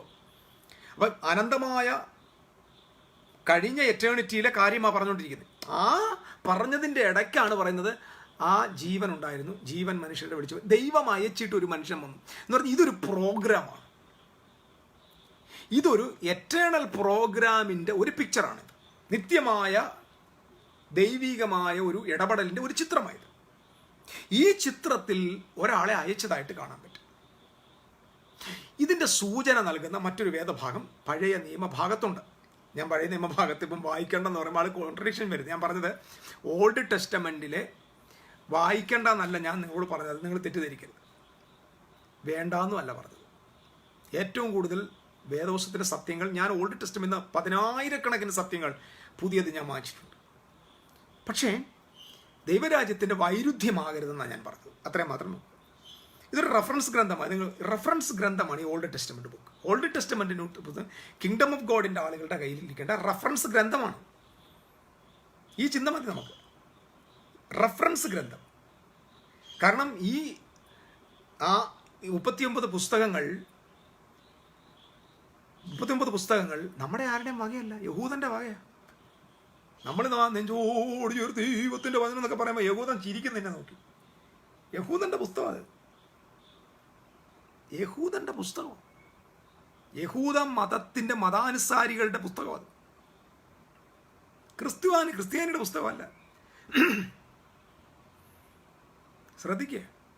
പിന്നെ നമ്മൾ എന്തിനാ അത് വായിക്കുന്ന നോക്കും? ദൈവരാജ്യം ആദ്യമായിട്ട് പറഞ്ഞേക്കുന്നത് ആ പുസ്തകത്തിലാണ്. അതുകൊണ്ടാണ് why I am taking the old covenant എന്ന് നിങ്ങളോട് ചോദിച്ചാൽ മറുപടി, ഞാൻ പ്രസംഗിക്കുന്ന ദൈവരാജ്യത്തിൻ്റെ ആരംഭം, അതിൻ്റെ ബ്ലൂ പ്രിൻ്റ്, അതിൻ്റെ തുടക്കം, അതിനെക്കുറിച്ചുള്ള ദൈവത്തിൻ്റെ അനന്ത പദ്ധതി, ദൈവം രേഖപ്പെടുത്തിയിരിക്കുന്ന ഗ്രന്ഥം പഴയ നിയമഭാഗമാണ്. അതുകൊണ്ട് ഞാൻ പഴയ നിയമ പുസ്തകത്തെ സ്വീകരിക്കുന്നു. ഞാൻ പ്രസംഗിക്കുന്ന ദൈവരാജ്യത്തിൻ്റെ തുടക്കവും അതിനെ സംബന്ധിച്ച ദൈവത്തിൻ്റെ ആധികാരികമായ പ്രഖ്യാപനങ്ങളും ആരംഭിക്കുന്നത് പഴയ നിയമത്തോടെ ഈ ഭാഗങ്ങളിലാണ്. That's why I am taking old covenant പുസ്തകം. ആ പുസ്തകം ഞാൻ കാരണം ദൈവരാജ്യത്തിൻ്റെ ക്രമീകൃതമായ പുരോഗമനവും അതിൻ്റെ ആരംഭവും അവിടെയാണ് കുറിച്ചിരിക്കുന്നത്. ശ്രദ്ധിക്കുക. ഇനി നിങ്ങൾ ശ്രദ്ധിക്കുക. ഇവിടെ യോഹന്നാനെ ദൈവം കൊണ്ടുവരിക. യോഹന്നാന്റെ പ്രസംഗം എന്താ ഞാൻ പറഞ്ഞത്? എന്തോ the kingdom of God is at hand, അല്ലെങ്കിൽ the kingdom of God is arrived, so repent. ഇതാ വാക്ക്. അതായത് change your mind. Metanoia, change your mind. The kingdom of God is arrived. അപ്പൊ ദൈവരാജ്യം ദാ വന്നെത്തി. നിങ്ങൾ എന്ത് ചെയ്യാനാണ് പറഞ്ഞത്? Change your mind. Change your mind. അപ്പൊ കിങ്ഡം ഓഫ് ഗോഡ് ഭയങ്കര ഒരു രാജ്യം വന്നു. അതിന് മനുഷ്യനോട് പറയുകയാണ്, ഉടുപ്പ് മാറ്റിക്കോ, മതം മാറ്റിക്കോ, ഒന്നുമല്ല പറഞ്ഞത്, മനസ്സ് മാറ്റിക്കോ. അപ്പൊ എന്ത് കണക്ക്? ഏതാ ഇവിടുത്തെ കീ നോക്കി? എന്താ? ദൈവരാജ്യത്തിന്റെ അകത്തേക്ക് പ്രവേശിക്കാനുള്ള ഒരു ഭയങ്കര കീ ആണ് ഇവിടെ. It is a matter of our mind. It's a matter of our mind. നമ്മുടെ ചിന്താധാരയുമായിട്ടാണ് ഈ രാജ്യം ബന്ധപ്പെട്ട് കിടക്കുന്നത്. ആദ്യം ഈ രാജ്യത്തെ അംഗീകരിക്കേണ്ടത് നമ്മുടെ മൈൻഡാണ്. മൈൻഡിനെ കുറിച്ചുള്ള പഠനം ഞാൻ എക്സ്പ്ലെയിൻ ചെയ്യാം. നമ്മളങ്ങോട്ട് ഇന്ന് നാളെയും മറ്റും ഞാനത് എക്സ്പ്ലെയിൻ ചെയ്യും. ഞാൻ ഇന്ന് യോഹന്നാനെ ഒന്ന് ഇൻട്രൊഡ്യൂസ് ചെയ്യാൻ പോകും. നിങ്ങൾക്കറിയാമോ, ഉസിയ രാജാവ് മരിച്ചാണ്. യെശയ്യാവിൻ്റെ പ്രവചന പുസ്തകം. യെശയ്യാവിൻ്റെ പ്രവചനത്തിലാണ് യോഹന്നാനെ കുറിച്ചുള്ള ഒരു പ്രവചനം കിടക്കുന്നത്. കർത്താവിന് വഴിയൊരുക്കുവിൻ, അവന് പാത നിരപ്പാക്കുവിൻ എന്ന് പറഞ്ഞ് മരുഭൂമിയിൽ വിളിച്ചു പറയുന്നവൻ്റെ വാക്കാവിതെന്ന് പറഞ്ഞ് നമ്മൾ യെശയ്യാവിൽ വായിക്കുന്ന വാക്യം, അത് യോഹന്നാനെ കുറിച്ചാണ് പറഞ്ഞത്. അത് തന്നെയാണ് നമ്മൾ മത്തായിയുടെ സുവിശേഷം 3-ാം അധ്യായത്തിലും കാണുന്നത്. എന്നാൽ യെശയ്യാവിൻ്റെ പ്രവചനം 6-ാം അധ്യായത്തിൽ തുടക്കവാക്യം ഇങ്ങനെ: ഉസിയ രാജാവ് മരിച്ചയാണ്ടിൽ കർത്താവ് ഉയർന്നും പൊങ്ങിയുമുള്ള സിംഹാസനത്തിൽ ഇരിക്കുന്നത് ഞാൻ കണ്ടു. ഇവിടെയാണ് പ്രധാന വിഷയം. ഉസിയ രാജാവ് മരിച്ചയാണ്ടിൽ ഒരു പ്രവാചകന് ദൈവം ദർശനം. അപ്പം ഉസിയ രാജാവ് യെരൂശലേമിന്റെ രാജാവാണ്, ഇസ്രായേലിന്റെ രാജാവാണ്.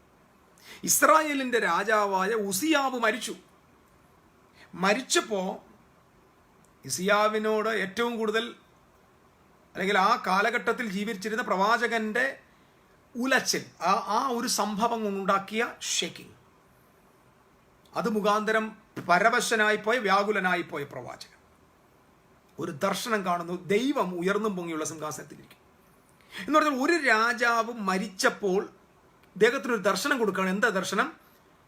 ദാണ്ടടോ, മരിക്കാത്തൊരു രാജാവ് സിംഹാസനത്തിൽ ഇരിക്കുന്നു. അപ്പൊ എനിക്കിത് കിട്ടിയ ചിത്രം പറയാം. പഴയ നിയമത്തിൽ എവിടെയെങ്കിലും രാജാവ് രാജ്യം കൈവശപ്പെടുത്തുക, ഇൻഹെറിറ്റൻസ് പ്രാപിക്കുക, സിറ്റിസൺസ്, യുദ്ധം, ഇതൊക്കെ കണ്ടാൽ ഓർത്തോണം, ഇതിൻ്റെ അപ്പുറത്തെ സൈഡിൽ ദൈവത്തിന് പറയാനുള്ള സന്ദേശം ട്രൂ കിങ്ഡം, ദൈവരാജ്യത്തെക്കുറിച്ച്, യഥാർത്ഥ ദൈവരാജ്യത്തെക്കുറിച്ച്. അപ്പം ഇവിടെ രാജാവിനെ കുറിച്ച് പറയുമ്പോൾ ഓർത്തോണം അപ്പുറത്ത് യേശുവാണ് രാജാവ്. ഇവിടെ രാജ്യത്തെക്കുറിച്ച് പറയുമ്പോൾ ഓർത്തോണം ഇപ്പുറത്ത് ദൈവരാജ്യമാണ്. അപ്പം ഈ പഴയ നിയമ ഭാഗങ്ങളിൽ മുഴുവൻ നിങ്ങൾ നോക്കി യെശയ്യാവിൻ്റെ പ്രവചന പുസ്തകമൊക്കെ ഒന്ന് പഠിച്ചു നോക്ക്. യെശയ്യാവിൻ്റെ പ്രവചന പുസ്തകം ഞാൻ പഠിക്കാൻ കുറച്ച് ദിവസത്തിന് മുമ്പിരുന്ന് സത്യത്തിൽ പറയാം കേട്ടോ, എനിക്ക് സത്യത്തിൽ അത് ഫുള്ള് പഠിക്കാനുള്ള ബുദ്ധിയില്ലെന്ന് എനിക്ക് തോന്നിപ്പോയി. കാരണം അതിനുള്ള അത്രയ്ക്കും എൻ്റെ തലയിലോട്ട് സ്റ്റോർ ചെയ്യാൻ പറ്റുന്നില്ല. ഇത് ഫുള്ള് വേൾഡ് ഹിസ്റ്ററിയാണ്. നിങ്ങൾ വായിച്ചു നോക്കണം, വേൾഡ് ഹിസ്റ്ററി. അതായത് ലോക ചരിത്രത്തിൽ സംഭവിച്ച അനേക സംഭവങ്ങളുടെ പ്രൊഫറ്റിക്കൽ വേർഡാണ് യെശയ്യാവിൻ്റെ പ്രവചനത്തിനകത്ത് ധാരാളമുണ്ട്. സെക്കുലർ രാജ്യത്ത് സംഭവിച്ചത് അത് ഇവിടെ എഴുതി വെച്ചിരിക്കുക. ഒരു കിങ്ഡമാണ്. അപ്പം അവിടെ സാമ്രാജ്യങ്ങൾ, ആ സാമ്രാജ്യത്തോടുള്ള യുദ്ധം, ആ സാമ്രാജ്യത്തിൻ്റെ ന്യായവിധി, അവിടേക്ക് വരുന്ന അക്രമങ്ങൾ, അതിനെ പിടിച്ചടക്കാൻ ഈ കാര്യങ്ങൾ ഇങ്ങനെ വിശദീകരിക്കുക. എന്തിനാ തമ്പുരാൻ തൻ്റെ പുസ്തകത്തിനകത്ത് ഈ മോവാബിൻ്റെ കാര്യം, അശൂരിൻ്റെ കാര്യം, മിസ്രൈമിൻ്റെ കാര്യമൊക്കെ എഴുതി വെക്കുന്നു, ഏദോമിൻ്റെ കാര്യം എഴുതി വെക്കുന്നു, ബാബിലോണിൻ്റെ കാര്യം എഴുതി വെക്കുന്നു, വല്ലോൻ്റെ കാര്യം എഴുതേണ്ട പുസ്തകമാണോ വേദോസ്തം? ദൈവം എന്തിനാ എഴുതിയെന്ന് ചോദിച്ചാൽ, ദൈവത്തിൻ്റെ ഹാർട്ട്, ദൈവത്തിൻ്റെ ചിന്ത മൊത്തം at any cost I need to bring the kingdom of God. അതിന് കിട്ടിയൊരു ചാൻസ്. അതാണ്ട് നിലവിലുള്ളൊരു രാജാവ് മരിച്ചപ്പോൾ ദൈവം എൻ്റെ കണ്ണു തുറന്നിട്ട് പറഞ്ഞു, നാടാ സിംഹാസനത്തിൽ ഞാനിരിപ്പോണ്ട. ഇനി നിങ്ങൾ ശ്രദ്ധിക്കണം, ആ സിംഹാസനത്തിൽ ഇരിക്കുന്നവൻ്റെ വസ്ത്രത്തിൻ്റെ തൊങ്ങൽ ആലയത്തെ മൂടി. അപ്പം നിങ്ങൾ ശ്രദ്ധിക്കണം, കിങ്ഡം ആരുമായിട്ട് കണക്ട് ചെയ്തേക്കുക? ഇതൊരു ട്രൂത്താ. Kingdom is connected to the temple. Kingdom അല്ലെങ്കിൽ സിംഹാസനം, രാജത്വം എന്തുമായിട്ടാണ് കണക്ട്? ദൈവാലയവുമായിട്ട് കണക്റ്റാണ്. അപ്പം സിംഹാസനത്തിലിരിക്കുന്നവന്റെ വസ്ത്രം, അതാണ് ക്ലിയർ ആയിട്ട് മനസ്സിലായി. സിംഹാസനത്തിലിരിക്കുന്നവന്റെ വസ്ത്രം ആലയത്തെ നിറച്ചിരിക്കുന്നു, ആലയത്തെ മൂടിയിരിക്കുന്നു. അപ്പം ആലയം is talking about, ecclesia is talking about the assembly of God, is talking about the kingdom ruling assembly church. സിംഹാസനത്തിൽ ഇരിക്കുന്നവന്റെ വസ്ത്രത്തിന്റെ തൊങ്ങൽ എന്തിനെയാണ് കവർ ചെയ്തിരിക്കുന്നത്? ചർച്ചിനെ കവർ ചെയ്തിരിക്കുക. സത്യത്തിൽ ഈ പിക്ചർ നമുക്ക് ഒത്തിരി ഞാനിത് വായിച്ചപ്പോൾ എൻ്റെ ഉള്ളിൽ വന്നൊരു ഇൻസൈറ്റാണ് ഞാൻ പറയുന്നത്. നമ്മളതിനകത്ത് ഒരു പക്ഷേ ഇങ്ങനെ ചിന്തിക്കുമായിരിക്കും, അവിടെ ദൂതന്മാർ രണ്ട് ചിറക്, അതിന് ഒത്തിരി രഹസ്യങ്ങളുണ്ട്, ഞാനൊന്നും പറയാൻ സമയമില്ല എനിക്ക്. എന്തുകൊണ്ട് രണ്ട് കണ്ട് മൂടി, എന്തുകൊണ്ട് രണ്ട് കൊണ്ട് കാല് മൂടി, എന്തുകൊണ്ട് രണ്ട് കൊണ്ട് മാത്രം പറന്നു എന്നൊക്കെ ഉള്ളതിന് ഒത്തിരി രഹസ്യങ്ങളുണ്ട്. അതിന് എബ്രായ രഹസ്യങ്ങളുണ്ട്, അതിലേക്ക് ഞാനിപ്പോൾ പോകുന്നില്ല. അപ്പോൾ ഇദ്ദേഹം ഇവരിങ്ങനെ ചെയ്ത് ഇങ്ങനെ ആരാധിക്കും. നമ്മളിത് ആരാധനയ്ക്ക് വേണ്ടി അതിനുശേഷം നമ്മളൊരു കൊടിലിനെ കാണുന്നുണ്ട്, ഒരു യാഗപീഠം കാണുന്നുണ്ട്, അതിനകത്ത് തീ കാണുന്നുണ്ട്. അപ്പോൾ അവസാനം താൻ ആദരം ശരിയല്ല മനുഷ്യൻ, ഇതൊക്കെ നമുക്ക് കാണുന്നുണ്ട്. തൊട്ട് താഴോട്ട് പോകുമ്പോൾ ഇദ്ദേഹത്തിൻ്റെ കയ്യിൽ ഇദ്ദേഹത്തിൻ്റെ നാവിനെ ദൈവം ഒരു തീക്കനൽ കൊണ്ട് ശുദ്ധീകരിക്കുന്നു. ഞാനിതാണ് റിഫൈൻമെൻറ്റിൻ്റെ ഭാഗമായതുകൊണ്ടാണ് ഇത് പറഞ്ഞത്. It's talking about the refinement. So God is refining that prophet to preach about the messianic kingdom. അപ്പോൾ ദൈവത്തിൻ്റെ രാജ്യത്തെക്കുറിച്ചുള്ള പ്രവചനം പറയാൻ യേശയ്യാവിനെ ദൈവം റിഫൈൻ ചെയ്യുകയാണ്. So this the third day of this refinement. I am telling you, brother, this is a prophetic word to you. God is refining that prophet. God is cleansing that prophet. God is making valuable. അവനെ വിലമതിക്കാനാകാത്ത ഒരാളാക്കി മാറ്റുകയാണ്. To preach the kingdom of Messiah. മഷിഹായുടെ രാജ്യം പ്രസംഗിക്കാൻ. Listen. ചിത്രം മനസ്സിലാകുന്നുണ്ടോ? സിംഹാസനം, ആലയം, അതായത് ecclesia, kingdom. So ecclesia is always connected with kingdom. ഒന്നുകൂടെ പറയാം. ഇവിടെ ഇപ്പോൾ ഇന്ത്യ രാജ്യത്ത് ഏതെങ്കിലും ഒരു മതത്തിന് വിരുദ്ധമായിട്ടുള്ള ക്രിസ്ത്യാനിക്ക് വിരുദ്ധമായിട്ടൊരു ഗവൺമെൻറ് എഴുന്നേറ്റ് ഇവിടെ വലിയ പീഡനം ആരംഭിച്ചാൽ, I'm telling you, they can touch the church. They can persecute the church, but they cannot touch the kingdom of God. ഇതായിരിക്കണം വിശ്വാസി അറിയേണ്ട വിഷയം. Whatever happens to the world, ഇനി ഇവിടെ മൂന്നാം ലോക മഹായുദ്ധം ഉണ്ടായാലും, that will never damage the kingdom of God. Persecution ഉണ്ടായാൽ Christians will suffer, Christians will be died, സംഭവിക്കും. Martyrs will be after martyrs, ആയിരക്കണക്കിന് രക്തസാക്ഷികൾ ഉണ്ടാകും. പക്ഷെ that will never damage the kingdom of God. കർത്താവിൻ്റെ രാജ്യത്തിൻ്റെ പ്രോഗ്രഷനെ തടയാൻ ശക്തിയുള്ള ഒരു കിങ്ഡം ഈ പ്രപഞ്ചത്തിലില്ല. ഒരു രാജ്യത്തിന് പറ്റത്തില്ല, ഒരു മതത്തിന് പറ്റത്തില്ല. ഇത് ക്രിസ്ത്യാനിയുടെ അകത്തെ കൺവിക്ഷൻ ആയിരിക്കണം. ഇതിപ്പോൾ ഞാനിത് കേൾക്കുമ്പോൾ നിങ്ങളുടെ മൈൻഡിൽ വന്നിട്ടുണ്ട്, ഇത് നിങ്ങളുടെ സബ് കോൺഷ്യസ് മൈൻഡിനകത്ത് പോയി നിങ്ങളെ അരക്കിട്ട് ഉറപ്പിക്കണം. Nothing will happen to the kingdom of God. അതുകൊണ്ടാണ് യഥാർത്ഥത്തിൽ ഒരു കിങ്ഡം സിറ്റിസൺ ഒരിക്കലും പേഴ്സിക്യൂഷനെ ഭയപ്പെടത്തില്ല. ഒരു മതത്തിൻ്റെ ആള് 100% പേഴ്സിക്യൂഷനെ ഭയപ്പെടും. നിങ്ങളും ഞാനും മതത്തിൻ്റെ ആളുകളാകുന്നത് കൊണ്ടാണ് കർത്താവേ ദൈവഹിതമില്ലാത്തൊരു ഭരണം ഇന്ത്യയിൽ വരരുത്, മോദി ഇനിയും വരരുത്, മോദിയെ ഇനിയും കൊണ്ടുവരരുത്, ഇത് തോറ്റുപോകണം കർത്താവേ, ഇത് പ്രാർത്ഥിക്കുന്നത് എന്തുകൊണ്ടാണ്? ഇത് ഒരു കിങ്ഡം സിറ്റിസന്റെ പ്രാർത്ഥനയല്ല, ഇത് വെറും ഒരു ചളുക്കും മതത്തിൽപ്പെട്ട ആളുകളുടെ പ്രാർത്ഥനയാണ്. ഭയം കൊണ്ടുണ്ടായ പ്രാർത്ഥനയാണ്. ഇത് ഭയത്തിൽ നിന്ന് വന്ന പ്രാർത്ഥനയാണ്. കർത്താവേ സ്തോത്രം, മതത്തിന്റെ എതിരായിട്ട് ശക്തികൾ എഴുന്നേൽക്കുന്നു കർത്താവേ. ബൈബിൾ നിങ്ങൾ വായിച്ചു, 2-ാം സങ്കീർത്തനം വായിക്കണം. അവന്റെ അഭിഷക്തനെതിരെ കൊല്ലാമെന്നൊക്കെ പറയുന്നവർ, അപ്പം മുകളിലിരിക്കുന്നവൻ ചിരിക്കുന്ന, അതാണ് നമ്മൾ അറിയേണ്ടത്. സ്വർഗത്തിലിരിക്കുന്നവൻ ചിരിക്കുന്നു. ഇവിടെ നിയമം ഉണ്ടാക്കുമ്പോൾ, നിന്നെ കൊല്ലാൻ വരുമ്പോഴും തല്ലാൻ വരുമ്പോഴൊക്കെ യഥാർത്ഥ ദൈവപൈതല് സ്വർഗത്തിന്റെ കാഴ്ചയാണ് കാണേണ്ടത്. മനസ്സിലാവുന്നുണ്ടോ? ഡൽഹിയെ ഭരിക്കുന്ന നാളെ ഒരു ശ്വാസം മേലോട്ട് വലിയ താഴ്ത്തി വിടാൻ പറ്റാത്ത ആളുകളെ അല്ല പേടിക്കേണ്ടത്. ദൈവരാജ്യത്തിൻ്റെ പൗരന്മാർക്ക് ഇവരാരും നെവർ മൈൻഡ് ആയിരിക്കണം. നെവർ മൈൻഡ്, ഞാൻ വെറുതെ പറഞ്ഞ് ഇവിടെ തള്ളുവൊന്നുമല്ല. കഴിഞ്ഞ 10 വർഷം അതിനേക്കാൾ വലിയ പീഡനങ്ങളിലൂടെ ഞാൻ പോകുന്നുണ്ട്. We are standing for our convictions. Kingdom of ഗോഡിൻ്റെ ഒരു സിറ്റിസൺ ഒരിക്കലും വിൽ നെവർ പ്രേ ലോർഡ് കർത്താവേ അടുത്ത പ്രാവശ്യം നമ്മുടെ രാഹുൽ ഗാന്ധിയെ തന്നെ കൊണ്ടുവരണേ, അയ്യോ കർത്താവേ ദൈവത്തെ അറിയാവുന്നവർ വരണേ. ദൈവത്തെ അറിയാവുന്നവർ വന്നിട്ട് എന്താ? ദൈവത്തെ അറിയാവുന്നവരെല്ലാം കൂടി ഇന്ത്യ ഭരിക്കാൻ വന്നുള്ള അവസ്ഥ പറ. ഒരു പെന്തിക്കോസ്തുകാരനാണ് ഇന്ത്യയിലെ പ്രധാനമന്ത്രി ഉള്ളെങ്കിൽ അവസ്ഥ നിങ്ങൾ പറ. ഇവിടെ ഒരു ഹിന്ദുവിന് ജീവിക്കാൻ പറ്റത്തില്ല, ഒരു മുസ്ലിമിന് ഇവിടെ ജീവിക്കാൻ പറ്റത്തില്ല. ഇത് ഞാൻ കുറിച്ച് വെക്കുക, നിങ്ങൾ കുറിച്ച് വെച്ചോ.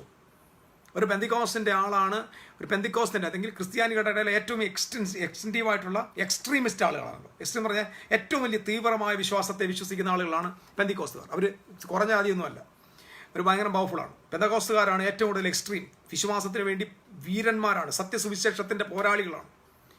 ആ ആളുകളിൽ ഒരാളാണ് ഇന്ത്യയുടെ പ്രസിഡന്റോ ഇന്ത്യയുടെ പ്രധാനമന്ത്രിയായാൽ വേറെ ഒരു മതക്കാരനും ഈ രാജ്യത്ത് ജീവിക്കാൻ പറ്റില്ല. അതിനേക്കാൾ വലിയ തീവ്രവാദമായിരിക്കും.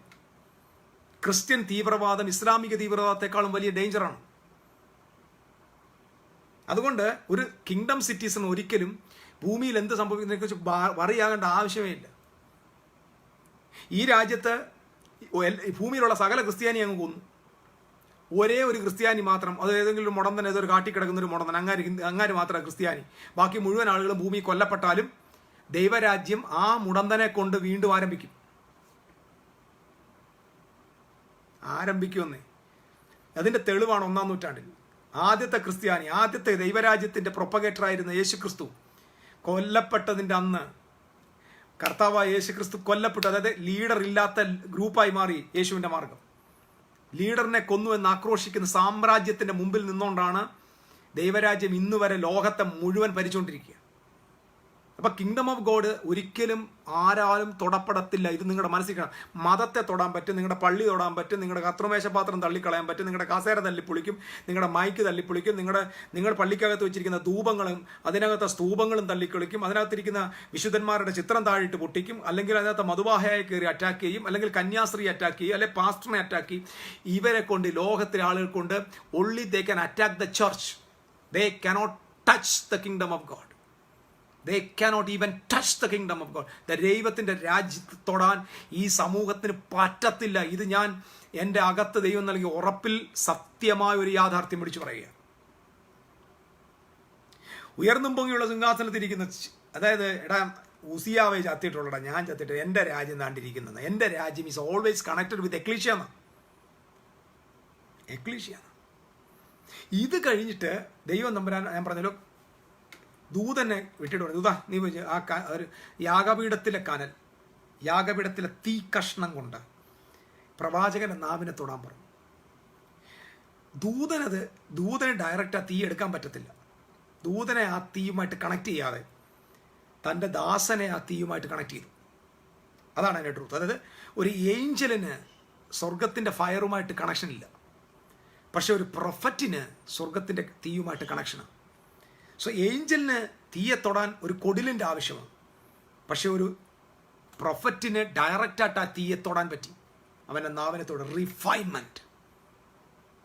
This is refinement. എന്തിനാണ് റിഫൈൻ ചെയ്തത്? From today onwards Isaiah you are going to predict, prophesy about the kingdom, the king and the kingship and the family and the suffering of the kingdom and the establishment of the kingdom. You are going to preach the kingdom of God. I say I'm going to refine you right now. ഇയാൾ സ്വർഗത്തിലെ ചിത്രം കാണുക. ചിത്രം ഇങ്ങനെ നോക്കി, ഇങ്ങനെ താനെ നാവിനൊക്കെ ഇങ്ങനെ തീ പിടിച്ചിരിക്കുമ്പോൾ ഹെവനിൽ കേൾക്കുകയാണ് ഒരു ശബ്ദം. അനന്തരം നാം ആരെ അയക്കേണ്ടു? കേൾക്കുന്നുണ്ടോ? അനന്തരം നാം ആരെ അയക്കേണ്ടു? ആർ നമുക്ക് വേണ്ടി പോകും? നിങ്ങൾക്ക് മനസ്സിലാവും ചിത്രം നോക്കിയേ. ദൈവരാജ്യം connected with the church, worship is going on, prophet is rising up, refinement is there, the fire is there. So God is telling are നമുക്ക് വേണ്ടി പോകും. ഒത്തിരി പേര് പറയും ഇത് യേശുക്രിസ്തുവിനെ കുറിച്ചല്ല. അതിന് റെസ്പോൺസ് കൊടുത്തത് ട്രിനിറ്റിക്കകത്ത് നല്ല റെസ്പോൺസ്. അനന്തരം ഞാൻ ആരെ അയക്കൊണ്ടു ആർ നമുക്ക് വേണ്ടി പോകും എന്ന പദത്തിൻ്റെ റെസ്പോൺസ് വന്നത് ട്രിനിറ്റിയിൽ നിന്നല്ല. യേശു അടിയനെ അയക്കണേ എന്നുള്ള അതല്ല. കാരണം തൃത്വത്തിൽ അടിയനുമില്ല യജമാനുമില്ല. തൃത്വത്തിൽ there is no hierarchy. ആ ചോദ്യത്തിൻ്റെ റെസ്പോൺസ് വന്നത് ഹ്യൂമാനിറ്റിയിൽ നിന്നാണ്. അനന്തരം ഞാൻ ആരെ അയക്കേണ്ടു ആർ നമുക്ക് വേണ്ടി പോകും. എനിക്ക് തോന്നുന്നു ദൈവനിയോഗത്തിന് വേണ്ടി ആ ഒരു ക്ലാരിയൻ കോളിൻ്റെ മുമ്പിൽ റെസ്പോൺസ് ചെയ്തത് ഒരു മനുഷ്യനാണ്. ആ മനുഷ്യൻ പറഞ്ഞു, അടിയൻ ഇതാ, അടിയനെ അയക്കണമേ. യെശയ്യാവാണ് അത് പറഞ്ഞതെങ്കിലും നറുക്ക് യെശയ്യാവിനല്ല വീണത്. യെശയ്യാവിനോട് പറഞ്ഞു, സർ, നീ അടിയനിത് അയച്ചോളാം പറഞ്ഞു, പക്ഷേ നിന്നെക്കൊണ്ട് ഞാൻ പ്രവചിപ്പിക്കാൻ പോവുക. ഞങ്ങൾ തൃത്വം, ഉയർന്നും പൊങ്ങിയുമുള്ള സിംഹാസനവും ആലയത്തെ നിറച്ചിരിക്കുന്ന തേജസ്സും, അതായത് കിങ്ഡം ഓഫ് ഗോഡുമായിട്ട് കണക്റ്റഡായ എക്ലീഷ്യ, ദൈവരാജ്യവുമായിട്ട് കണക്റ്റഡായ എക്ലീഷ്യ, ഉയർന്നും പൊങ്ങിയുള്ള സിംഹാസനത്തിൽ അവൻ്റെ വസ്ത്രത്വങ്ങൾ ആലയത്തെ നിറച്ചിരിക്കുന്നു, ആലയത്തോട് കണക്ട് ചെയ്തിരിക്കുന്ന, എക്ലീഷ്യയുമായിട്ട് കണക്ട് ചെയ്തിരിക്കുന്ന കിങ്ഡം പ്രസംഗിക്കാൻ യെശയ്യാവേ നിനക്ക് പറ്റില്ല. നീ പ്രവചിച്ചു, പക്ഷേ അയക്കാൻ പോകുന്നത് വേറൊരാളെയാ. അയാളെക്കുറിച്ച് നീ എഴുതി വെക്കേതാ? മരുഭൂമിയിൽ വിളിച്ചു പറയുന്നവൻ്റെ വാക്കാവിത്. അപ്പം നിങ്ങൾക്കറിയാമോ, യെശയ്യാവ് 6-ാം അധ്യായത്തിൽ അടിയനിതാ, അടിയനെ അയക്കണമേ എന്ന് പറയുന്ന പ്രഖ്യാപനം വന്ന് പതിച്ചത് യോഹന്നാന്റെ ചരിത്രത്തിലാണ്. ആ അനന്തരം നാം ആരെ അയക്കേണ്ടു, ആർ നമുക്ക് വേണ്ടി പോകുമെന്ന ചോദ്യത്തിൻ്റെ ആൻസർ കർത്താവിൻ്റെ തിരുഹൃദയം അറിയാവുന്ന യോഹന്നാൻ അപ്പോസ്തലൻ എഴുതി വെച്ചു. ദൈവം അയച്ചിട്ടൊരു മനുഷ്യൻ വന്നു. അപ്പം അനന്തരം ഞാൻ ആരെ അയക്കേണ്ടു? അയക്കേണ്ടത് ആരാണ്? അയക്കേണ്ട മനുഷ്യൻ, ദൈവം അയച്ചിട്ടൊരു മനുഷ്യൻ വന്നു. അവൻ്റെ പേര് യോഹന്നാൻ. അവൻ എന്തിനു വന്നു? ദൈവരാജ്യം പ്രസംഗിക്കാൻ വന്നു. എപ്പോഴായി ചോദ്യം ചോദിച്ചത്? ഉയർന്നും പൊങ്ങിയുമുള്ള സിംഹാസനത്തിൽ യഹോവ വാണരുളുന്ന ആ ചിത്രം കാട്ടിക്കൊടുത്തിട്ടാ പറഞ്ഞ ആരെ അയക്കേണ്ടു? എന്തിനയക്കണം? ഈ കിങ്ഡം പറയാൻ ആരയക്കേണ്ടു? ആർ നമുക്ക് വേണ്ടി പോകുന്ന?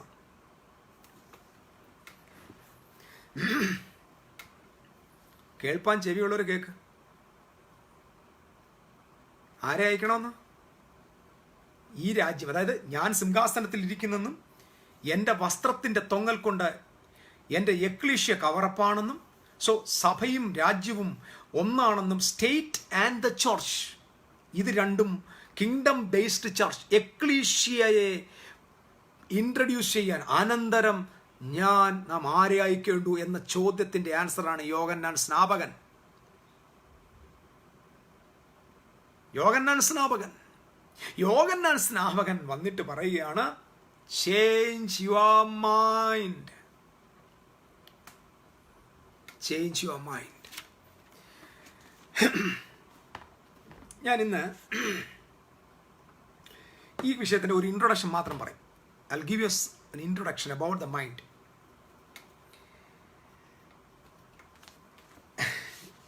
ഇതൊരു വലിയ സബ്ജക്റ്റാണ്. ഞാൻ എങ്ങനെ ഇത്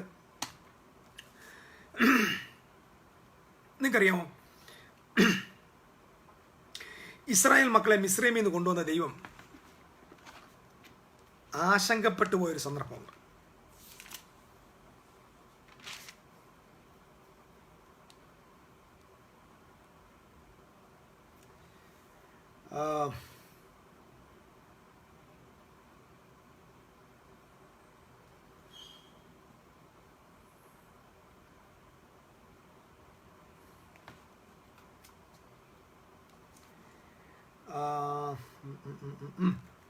ശ്രദ്ധിക്കാം. നിങ്ങൾക്കറിയാമോ, മോശ എന്ന് പറയുന്ന ഒരു റവല്യൂഷനിസ്റ്റ്, ഒരു വിപ്ലവകാരി, അതാണ് പുള്ളിയുടെ പേര്. പ്രവാചകൻ എന്നൊക്കെ പിന്നെ നമുക്ക് വിളിക്കാം. മോശ എന്ന് പേരുള്ള ഒരു റവല്യൂഷനിസ്റ്റ് ഒറ്റ രാത്രി കൊണ്ട് ഒരു രാജ്യത്തിൻ്റെ മുഴുവൻ സമ്പത്ത് വ്യവസ്ഥ ഇളക്കി മറിച്ചു. ഒരു സാമ്രാജ്യത്തെ എംപ്ലോയീസ് ഇല്ലാത്ത നാടാക്കി മാറ്റി. ഒരു ഒറ്റ ജോലിക്കാരും വേലക്കാരും ഇല്ല എന്ന് പറഞ്ഞാൽ മിസ്രൈമിൻ്റെ എക്കണോമിക് സിസ്റ്റത്തെ താറുമാറാക്കിയ വിപ്ലവകാരി മോസസ്. എങ്ങനെ? ആ രാത്രി മൊത്തം കൊള്ളയടിച്ചു. 2 ഇസ്രായേൽ ജനമായിരുന്നു. ഈ 40 ലക്ഷം പേര് അവിടുത്തെ വേലക്കാർ. ഇവന്മാർ ഒരെണ്ണം ഇനിയിപ്പോൾ അവിടെ ഇല്ല. ഫുൾ അതിഥി തൊഴിലാളികളെല്ലാം അവിടുന്ന് യാത്ര ചെയ്യും. അങ്ങനെ ഭൂമിയിൽ ആദ്യത്തെ അതിഥി തൊഴിലാളികളായിരുന്നു ഇസ്രായേലിലെ മക്കൾ. അവരെ ദൈവം ചെങ്കടൽ കടത്തി കൊണ്ടുവരാൻ ഇങ്ങോട്ട് വരുന്നതിന് മുമ്പ് ദൈവം അവരോട് പറയുന്നുണ്ട്, ദൈവം തമ്പുരാൻ ടെൻഷനായ ഒരു വാക്യമുണ്ട്. ദൈവത്തിന് തന്നെ ആശങ്ക വന്നിരിച്ചത്. ഫറവോൻ ജനത്തെ വിട്ടയച്ച ശേഷം ഫിലിസ്ത്യരുടെ ദേശത്തു കൂടിയുള്ള വഴി അടുത്തത് എന്ന് വരികിലും ഇവരെ നേരെ ഫിലിസ്ത്യരുടെ ദേശത്തൂടെ ചുമ്മാ കയറ്റി 3 ദിവസം നടന്നാൽ കനാൻ ദേശത്തെത്താം. 3 ദിവസം. ഈ 40 ലക്ഷം പേര് എല്ലാം കൂടെ ചേർന്ന് 3 ദിവസം നടന്നാൽ മതി. തമ്പുരാൻ പറയുക വേണ്ട, അടുത്ത വഴി അടുത്തുണ്ടെങ്കിലും ജനം യുദ്ധം കാണുമ്പോൾ അനുദപിച്ചെന്ന വാക്കിൻ്റെ അർത്ഥം പാപം ഏറ്റു പറഞ്ഞെന്നല്ല, മനസ്സ് മാറിയെന്ന്. അനുദപിച്ച് മിസ്രീമിലേക്ക് മടങ്ങിപ്പോകുമെന്ന് വെച്ച് ദൈവം അവരെ അതിലേ കൊണ്ടുപോയില്ല. ഇരുന്ന് ചിന്തിക്കേണ്ട ഒരു വാക്യം, ഓടി നടന്ന് ചിന്തിക്കേണ്ട വാക്യം, ഉപവാസം ഇരുന്ന് ചിന്തിക്കേണ്ട വാക്യം, മനസ്സിലിട്ട് താലോലിക്കേണ്ട വാക്യം, മെഡിറ്റേറ്റ് ചെയ്യേണ്ട വാക്യം. വായിച്ചു. ഞാൻ സർവശക്തിയുള്ള ദൈവമാണ്, ഞാൻ സർവ്വവ്യാപിയായ ദൈവമാണ്. ഇതൊക്കെ ശരിയാണ്, സത്യമാണ്. ഈ സർവശക്തിയുള്ള ദൈവം, പ്രപഞ്ചം മൊത്തം സൃഷ്ടിച്ച ദൈവം, ഈ കാണുന്ന millions and trillions and quadrillions of ഗാലക്സീസിനെ ഉണ്ടാക്കിയ ദൈവം, ഈ യൂണിവേഴ്സിനെയും അതിൻ്റെ മൾട്ടി യൂണിവേഴ്സിനെയും സൃഷ്ടിച്ച ദൈവം, എന്തിനേറെ പറയണം, ലോകം കണ്ട ഏറ്റവും വലിയ ഗാലക്സി മുതൽ ഇങ്ങനെ താഴെയുള്ള ആറ്റവും ആറ്റത്തിനകത്ത് ഫോട്ടോൺ, ഇലക്ട്രോൺ, ന്യൂട്രോണിനെ ഇലക്ട്രോണിനെ വീണ്ടും കെട്ടിയാൽ അതിനകത്ത് ആ സ്ട്രിങ് വരെ, ആ സ്ട്രിങ് കോക്സ് കഴിഞ്ഞ ആ സ്ട്രിങ് വരെ കണ്ടുപിടിച്ച മഹാദൈവം, ഭയങ്കരനായ ദൈവം. തമ്പുരാൻ പറയുക വരെ കൊണ്ടുപോണ്ട, ഓന്മാര് മനസ്സ് മാറി തിരിച്ച് മിസ്രൈമിൽ പോകുന്നു. അപ്പം ദൈവം പറയും, ഞാൻ വിളിച്ചിറക്കിയാലും പ്രവാചകം കൊണ്ടുപോയാലും അത്ഭുതം കാണിച്ചാലും ഇവന്മാരുടെ മനസ്സ് മാറിയാൽ എനിക്ക് പോലും ഇവന്മാരെ കനാനിലെത്തിക്കാൻ പറ്റില്ലെന്നാ. ഇതാൻ്റെ അർത്ഥം. ഒന്നുകൂടെ പറഞ്ഞാൽ, your mind is so powerful than the power of the Holy Spirit.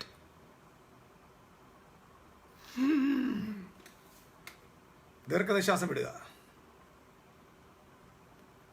പരിശുദ്ധാത്മാവ് നിങ്ങളുടെ മേൽ സ്വാധീനിക്കുന്ന ആ ശക്തിയേക്കാൾ മോസ്റ്റ് പവർഫുൾ പാർട്ടാണ് നിങ്ങളുടെ മൈൻഡ്.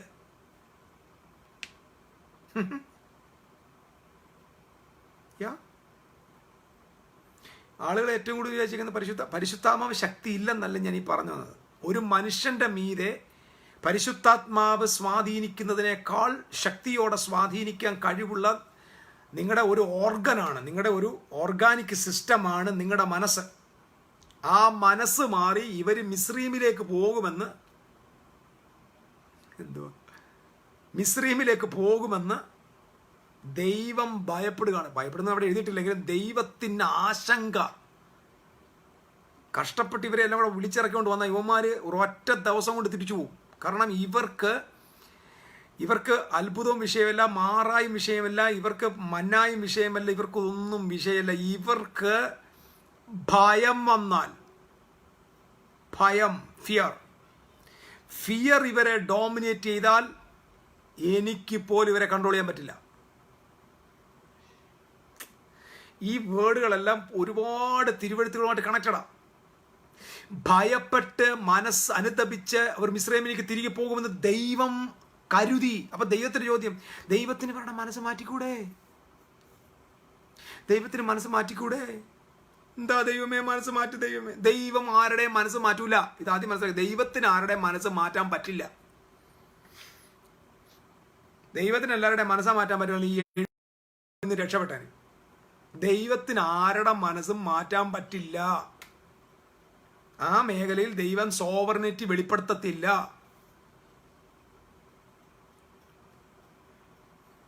മനസ്സിനെ തിരിച്ച് മാറ്റാൻ പറ്റത്തില്ല. പക്ഷേ ഗോഡ് വിൽ, നമ്മൾ രാജാക്കന്മാരുടെ മനസ്സ് യഹോവയുടെ കയ്യിൽ നീർച്ചാല് പോലെയാണ്. ദൈവത്തിന് അതിനെ ഇങ്ങനെ ടേൺ ചെയ്ത് വിടാൻ പറ്റും. God can turn it, but God cannot change it. God cannot change it. The powerful key of the kingdom of God is the mind-changing mind, metanoia. Changing mind. നിങ്ങൾക്കറിയുമോ ഗോഡ്സ് പവറിനെ തടയാനുള്ള കപ്പാസിറ്റി മനസ്സിനുണ്ടറിയോ? ഇനി നമ്മുടെ വിശ്വാസം എവിടെയായിരിക്കുന്നത്? 2, നമ്മുടെ ഡോക്ടറിൻ്റെ അടിസ്ഥാനം. നമ്മൾ ദുരുപദേശം, നമ്മൾ ഏറ്റവും കൂടുതൽ കേൾക്കുന്നത്, ഞാൻ കഴിഞ്ഞ 10 വർഷമായിട്ട് കേൾക്കുന്ന ഏറ്റവും വലിയ വാക്ക് ദുരുപദേശം.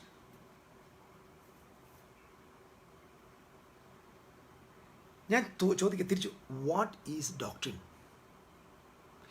Where is your doctrine? അപ്പോൾ പറയും ഞങ്ങളുടെ ഡോക്ടറിൻ മാനസാന്തരപ്പെട്ട സ്നാനപ്പെട്ട അഭിഷേകം പ്രാപിച്ച് കർത്തമേശായി ജപ്പം നുറുക്കി പ്രാർത്ഥന കഴിച്ച് 7 അടിസ്ഥാന ഉപദേശം വിശുദ്ധിയോട് വേർപാടും. ഇതാണോ നിന്റെ doctrine? Is it your doctrine? Where is it? Where is your doctrine? നിന്റെ ലൈഫിൽ എവിടെയാണ് ഈ ഡോക്ടറിൻ ഫിക്സ് ആയിട്ടിരിക്കുന്നത്?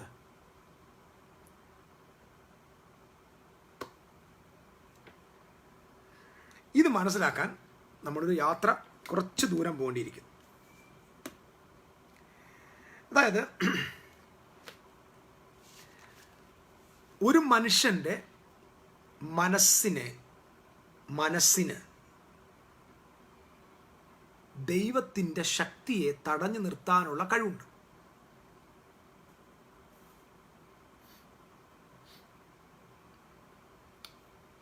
നസറേത്തിൽ യേശു, നസറായനായ യേശു നസറേത്തിൽ വന്നു, സ്വന്തം പട്ടണത്തിൽ വന്നപ്പോൾ വചനം പറഞ്ഞു, അവരുടെ അവിശ്വാസം നിമിത്തം അവന് വീര്യപ്രവൃത്തികൾ ചെയ്യാൻ കഴിഞ്ഞില്ല. അത്യുന്നതനായ ദൈവത്തിന് പോലും പ്രവർത്തിക്കാൻ തടസ്സം നിൽക്കാനുള്ള കപ്പാസിറ്റി അവിശ്വാസത്തിനുണ്ട്. വിശ്വാസം എത്രത്തോളം പവർഫുൾ ആണോ അതുപോലെയാണ് അവിശ്വാസവും. വിശ്വാസത്തിന് എത്ര ശക്തിയുണ്ടോ അത്ര തന്നെ ശക്തി അവിശ്വാസത്തിനുണ്ട്. അപ്പോൾ അവിശ്വാസത്തെ നമ്മൾ ഒരിക്കലും തള്ളിപ്പറയും. അതുകൊണ്ടാണ് ഞാൻ പറഞ്ഞത്, മിസ്രൈമിൽ നിന്ന് ഇസ്രായേൽ മക്കൾ പുറത്തു വന്നിട്ട് അവർ എന്തുകൊണ്ട് കനാൻ ദേശത്ത് എത്തയില്ല? ഒറ്റ വാക്കിൽ മറുപടി പറയാൻ പറഞ്ഞാൽ ബിക്കോസ് ഓഫ് ദെയർ അൺബിലീഫ്. ഞാൻ അവരെ വിടുവിക്കും, ഞാൻ അവരെ പുറപ്പെടുവിക്കും, ഞാൻ അവരെ കൊണ്ടുപോകും, ഞാൻ അബ്രഹാമിനോടും ഇസ്ഹാക്കിനോടും യാക്കോബിനോടും വാഗ്ദത്തം ചെയ്ത ദേശത്തേക്ക് അവരെ കൊണ്ടുപോകുവാൻ ഇറങ്ങി വന്നിരിക്കുന്നു, come on let us go എന്നൊക്കെ പറഞ്ഞ അടിപൊളി സ്റ്റാൻഡേർഡായിട്ട് ഇറങ്ങി തിരിച്ച ദൈവം മരുഭൂമി പരാജയപ്പെട്ടു. ദൈവം വാക്ക് പാലിക്കാൻ പറ്റിയില്ല.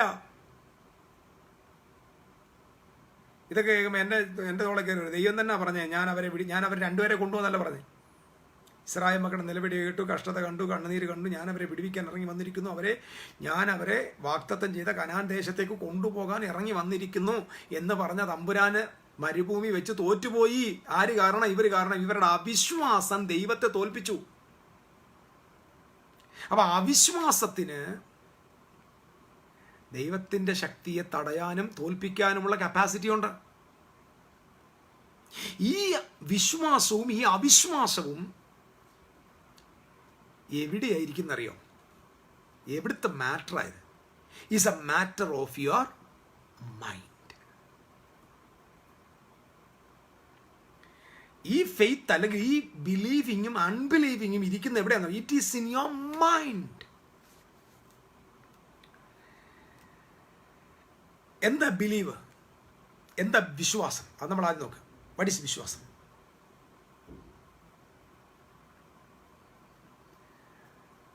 ചില നിങ്ങൾ വിശ്വാസത്തിലാണോ ചോദിക്കുക? നമ്മൾ വലിയ ഗമയാടി ചോദിക്കും, നിങ്ങൾ വിശ്വാസത്തിലാണോ? നല്ലപോലെ ചോദിച്ചാൽ അവർക്ക് വിശ്വാസമൊന്നുമില്ല. എന്താ വിശ്വാസം? What is faith? Faith is the deep conviction. നമ്മുടെ ജീവിതധാരയിൽ, യാത്രയിൽ നമ്മൾ ഒരുപാട് കൺവിക്ഷൻസ് ഉള്ളവരാണ്. ആഴമായ ഉറപ്പുള്ള കൺവിക്ഷനാണ് നമ്മുടെ ബിലീഫ്.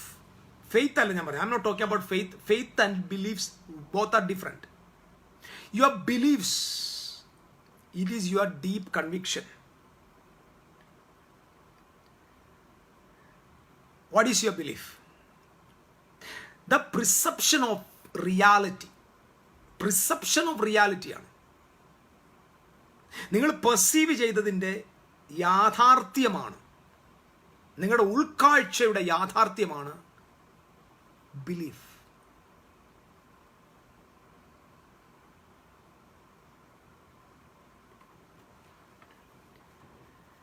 വാട്ട് ഈസ് ദ എന്താ ബിലീഫ്?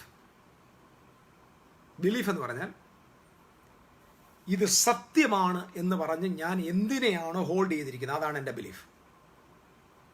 അതാണ് ബിലീഫ്. അതായത് ബിലീഫ് നിങ്ങൾ കേട്ട, വിശ്വസിച്ച സത്യത്തെ നിങ്ങൾ മുറുകെ പിടിച്ചിരിക്കുന്നതാണ് നിങ്ങളുടെ ബിലീഫ്. കാരണം your belief is connected with your with the truth that you know. നിങ്ങൾ അറിയാവുന്ന ട്രൂത്തുമായിട്ട് അതിന് കണക്ഷനുണ്ട്.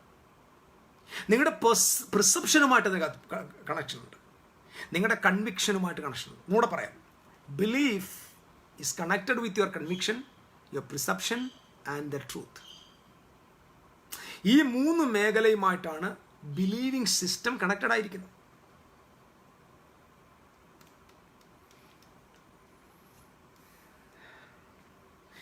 ഇനി ചേഞ്ച് യുവർ മൈൻഡ് എന്ന ഇത് ഞാൻ സിമ്പിളായിട്ട് പഠിപ്പിക്കാമെന്ന് വിചാരിച്ചു. പക്ഷേ ഇപ്പം ഞാൻ എത്തിയ സ്ഥിതിക്ക് ഇനി സിമ്പിളായിട്ട് പോകാൻ പറ്റുമെന്ന് തോന്നുന്നില്ല. മെറ്റനോയ, ചേഞ്ച് യുവർ നോയ. നോയ എന്ന വാക്ക് മൈൻഡ് എന്ന. ബൈബിളിൽ മൈൻഡ് എന്ന വിഷയത്തെ നമുക്ക് 2ആയിട്ട് തിരിക്കാം. മൈൻഡിനകത്ത് 2 പ്രധാന ഭാഗമുണ്ട് ബൈബിളിൻ്റെ ഭാഷയിൽ. 1 അതിനെ മൈൻഡ് എന്ന് പറയും, അങ്ങനെ മൈൻഡ് എന്ന് തന്നെയാണ് പറയുന്നത്. 2 അതിനെ ഹാർട്ട് എന്ന് പറയും. Heart. Mind and heart.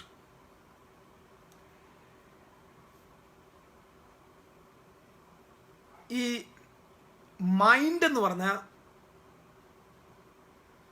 Is A reality of now. Mind എന്ന് പറയുന്നത് നിങ്ങളുടെ ഇന്നയുമായിട്ടുള്ള അനുഭവമാണ്, അല്ലെങ്കിൽ ഇന്നയുടെ അനുഭവമാണ് നിങ്ങളുടെ മൈൻഡ്.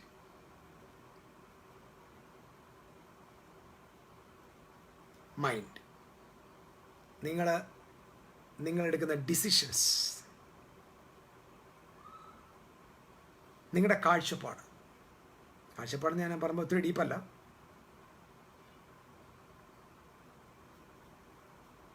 യുവർ ട്രസ്റ്റൊക്കെ അല്ല, അതങ്ങനെ പറയാൻ പറ്റത്തില്ല. മൈൻഡ് സെറ്റും ട്രസ്റ്റും ഒന്നുമല്ല. എങ്ങനെ മൈൻഡ് എന്ന് പറഞ്ഞാൽ നമ്മുടെ ചിന്ത, തോട്ട്, നമ്മുടെ മെമ്മറിയുമായിട്ട് കണക്ഷനായിട്ടുള്ള ഒരു അനലിറ്റിക്കൽ വിങ് ആണ്.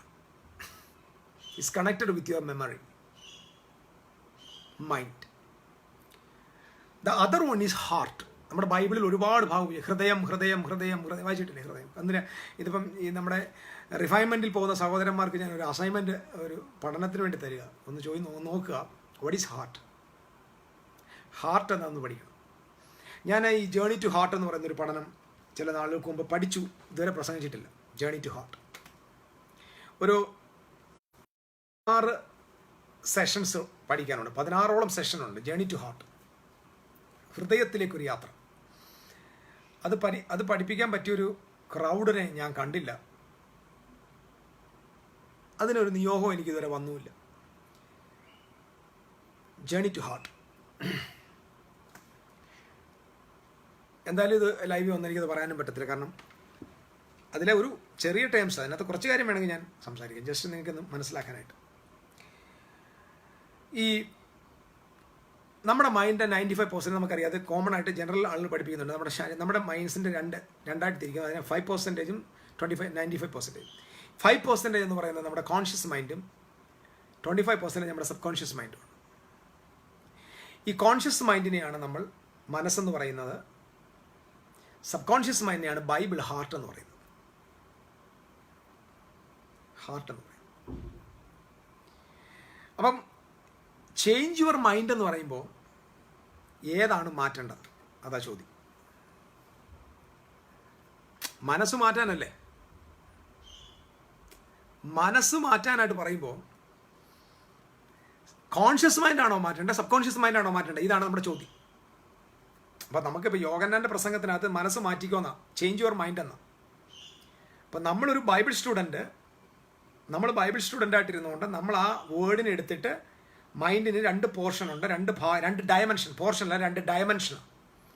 ഫേസ്റ്റ് ഡയമെൻഷൻ എന്ന് പറയുന്നത് നമ്മുടെ മൈൻഡ് അല്ലെങ്കിൽ കോൺഷ്യസ്, നമ്മുടെ കോൺഷ്യസ് അങ്ങനെ പറയാം, മൈൻഡ് നമ്മുടെ കോൺഷ്യസ്.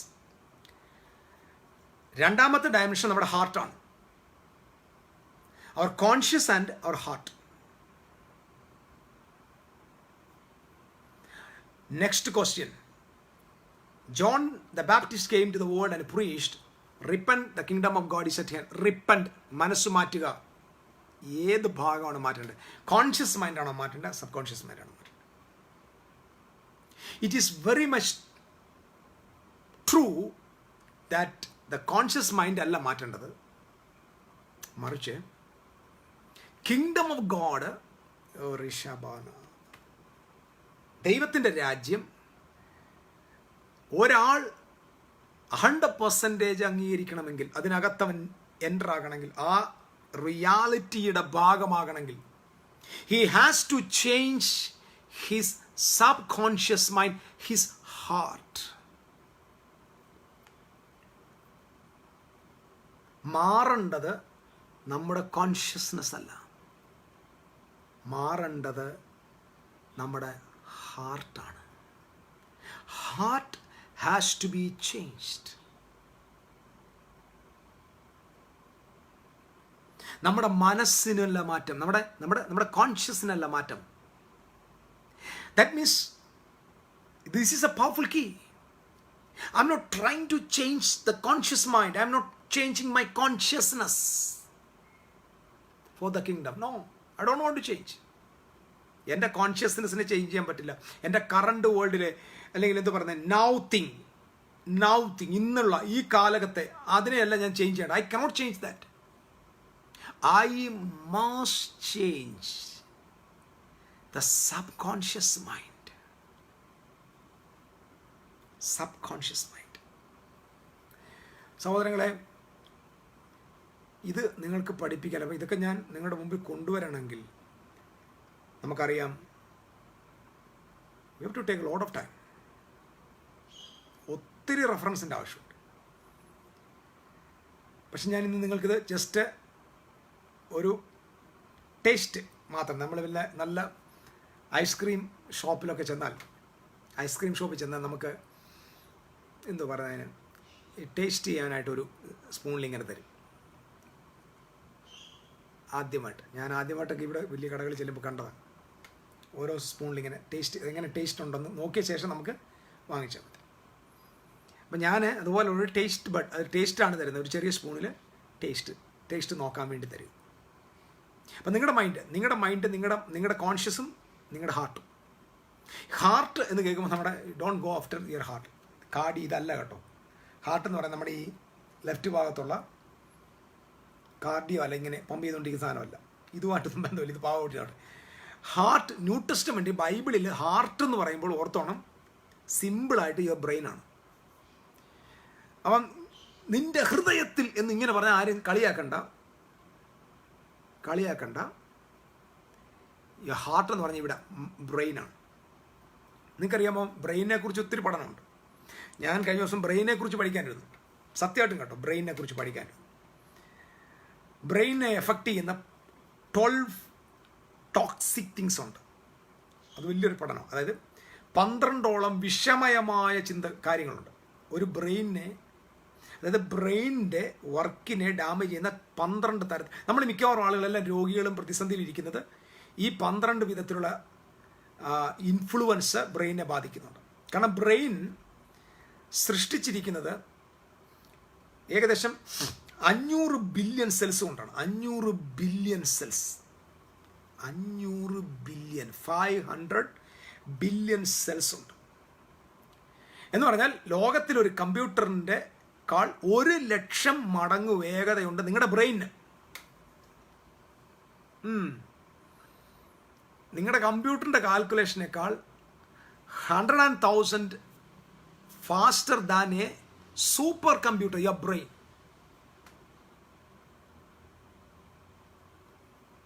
നമ്മുടെ ബ്രെയിന് അത്ര പവർഫുള്ളാണ്. 75 വയസ്സുള്ള ഒരു അപ്പച്ചൻ 10ാമത്തെ വയസ്സിൽ സംഭവിച്ച കാര്യം യാതൊരു കറക്കവും ഇല്ലാതെ ട്യൂന്ന് നമ്മുടെ മുമ്പിൽ കൊണ്ടുവരും ഒറ്റ സെക്കൻഡിൽ. എന്ന് പറഞ്ഞാൽ ഒരു കമ്പ്യൂട്ടർ തന്നെ 75 വയസ്സുള്ളതിൻ്റെ തിരിച്ചു പോകണമെങ്കിൽ ഇപ്പോൾ ഒരു 65 വർഷത്തോളം തിരിച്ചു പോകാൻ കുറേ കിടന്ന് കറങ്ങും. Searching for data. പക്ഷെ നമ്മുടെ ബ്രെയിന് 65 വർഷത്തിന് മുമ്പുള്ളതിനെ ഒറ്റ സെക്കൻഡിൻ്റെ ഫ്രാക്ഷൻ ഓഫ് ദ സെക്കൻഡ് കൊണ്ട് റീകോൾ ചെയ്യാനുള്ള കപ്പാസിറ്റി ഉണ്ട്. സോ ബ്രെയിൻ വളരെ ഇമ്പോർട്ടൻ്റ്. ബ്രെയിനിനെ കുറിച്ച് പഠിക്കണം. ഇതിനകത്ത് ന്യൂറോൺസ് ഉണ്ട്. ഞാൻ തിരിച്ചിറങ്ങാം, ഞാൻ പോകുന്നില്ല. ന്യൂറോൺസ് നോക്കാൻ പിന്നെ എൻ്റെ ഒരു അഹങ്കാരമായത്. വേണ്ട, നമുക്കിതിലേക്ക് വരാം. നമ്മുടെ ബ്രെയിൻ ഏകദേശം 500 ബില്യൺസ് ഓഫ് സെൽസും ഉണ്ട്. അതിനെ നമ്മുടെ ഓൾഡ് മെമ്മറീസിനെ within fraction of the second കൊണ്ട് റീകോൾ ചെയ്യാനുള്ള, ആ 100 കണക്കിന് വർഷം മുമ്പ് അതിനെ റീകോൾ ചെയ്യാനുള്ള കപ്പാസിറ്റി നമ്മുടെ ബ്രെയിനുണ്ട്. അതായത് നമ്മുടെ മൈൻഡിനേക്കാൾ, ഒന്നുകൂടെ പറയാം, നമ്മുടെ മൈൻഡിനേക്കാൾ മോർ പവർഫുൾ ആണ് നമ്മുടെ ബ്രെയിൻ. ഇവിടെ ഞാൻ പറഞ്ഞു, ഇത് ചേഞ്ച് യുവർ മൈൻഡ് എന്ന് പറഞ്ഞാൽ ഉടനെ എല്ലാവരും വീടി ബലി ഉപേക്ഷിക്കൂ, കള്ളൂടി ഉപേക്ഷിക്കൂ, ദൂർന്നടത്ത് ഉപേക്ഷിക്കൂ, ചീത്ത വിളിക്കുന്ന ഉപേക്ഷിക്കൂ, ഇതൊക്കെയാണ് നമ്മൾ വിചാരിക്കുന്നത് ദൈവരാജ്യം വരുന്നത്. ഇതൊന്നും അല്ല. അതുകൊണ്ടാണ് ഈ കുടി നിർത്തിയിട്ടും ദൈവരാജ്യത്തിൻ്റെ പങ്കാളിയാകാതെ ഇങ്ങനെ കറങ്ങി നടക്കുന്നത്.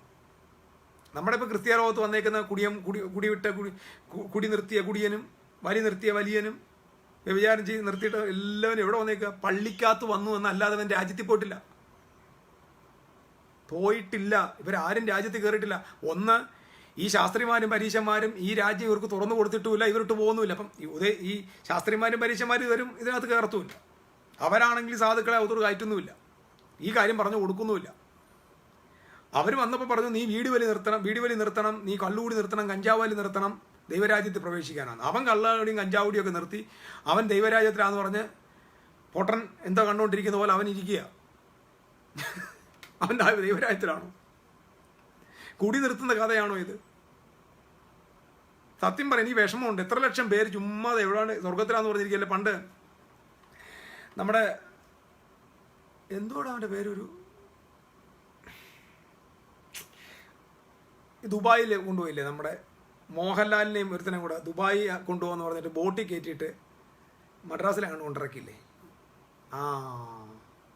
ദൂണ്ട കാണുന്നത് അതാ ദുബായ് എന്ന് പറഞ്ഞുകൊണ്ട് അവിടെ കടലിൽ ചാടിക്കുന്നത് ആ സംഭവം. അത് ആരെങ്കിലും അറിയാമെന്ന് പറയാം. അപ്പോൾ അതുപോലെയാണ് ഇപ്പോൾ ക്രിസ്ത്യാനികൾ. ഇപ്പോൾ ഏകദേശമുള്ള ദൈവമക്കളെല്ലാം ഈ അവസ്ഥയിലാണ്. ബോട്ടിൽ ഇരുന്നിട്ട് ഈ ഗഫൂർക്ക പാസ്റ്റർ ഗഫൂർക്ക എഴുന്നേറ്റിട്ട് പറയുക, ദൂ കാണുന്നത് അതാണ് കിങ്ഡം ഓഫ് ഗോഡ്, ചാടിക്കോളാൻ.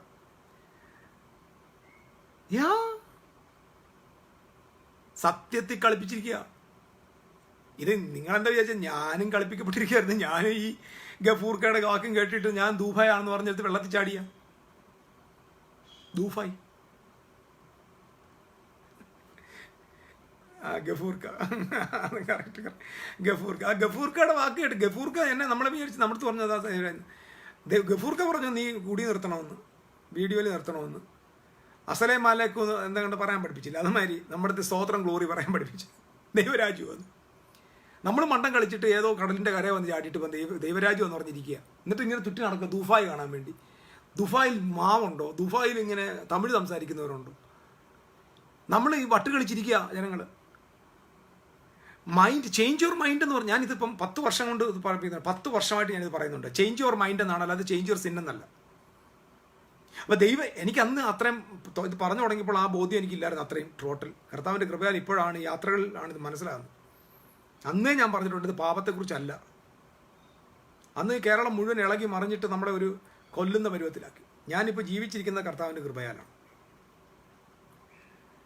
നിങ്ങൾക്ക് മനസ്സിലാകുന്നുണ്ടോ?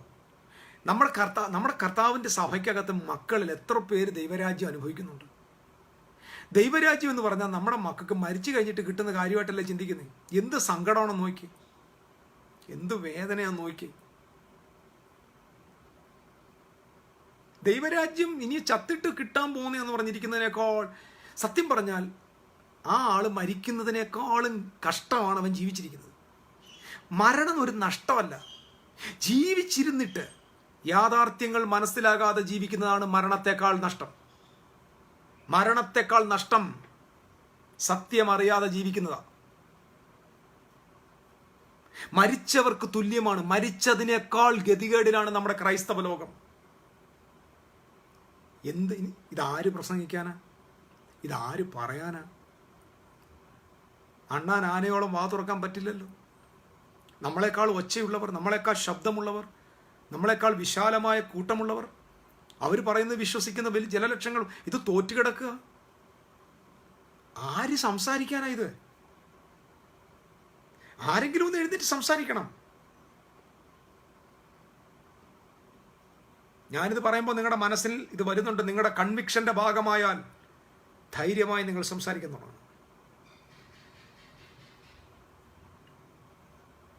വലിയൊരു സബ്ജക്റ്റ്. ഞാൻ പോവാം. The mind, the conscious and heart. അതായത് നമ്മുടെ മൈൻഡിൻ്റെ 2 ഡയമെൻഷനാണ്. The first dimension is our consciousness, second dimension is our heart. Heart എന്ന് പറയുമ്പോൾ it's not this part, but this part is connected with your brain. Your brain is so much powerful than your mind.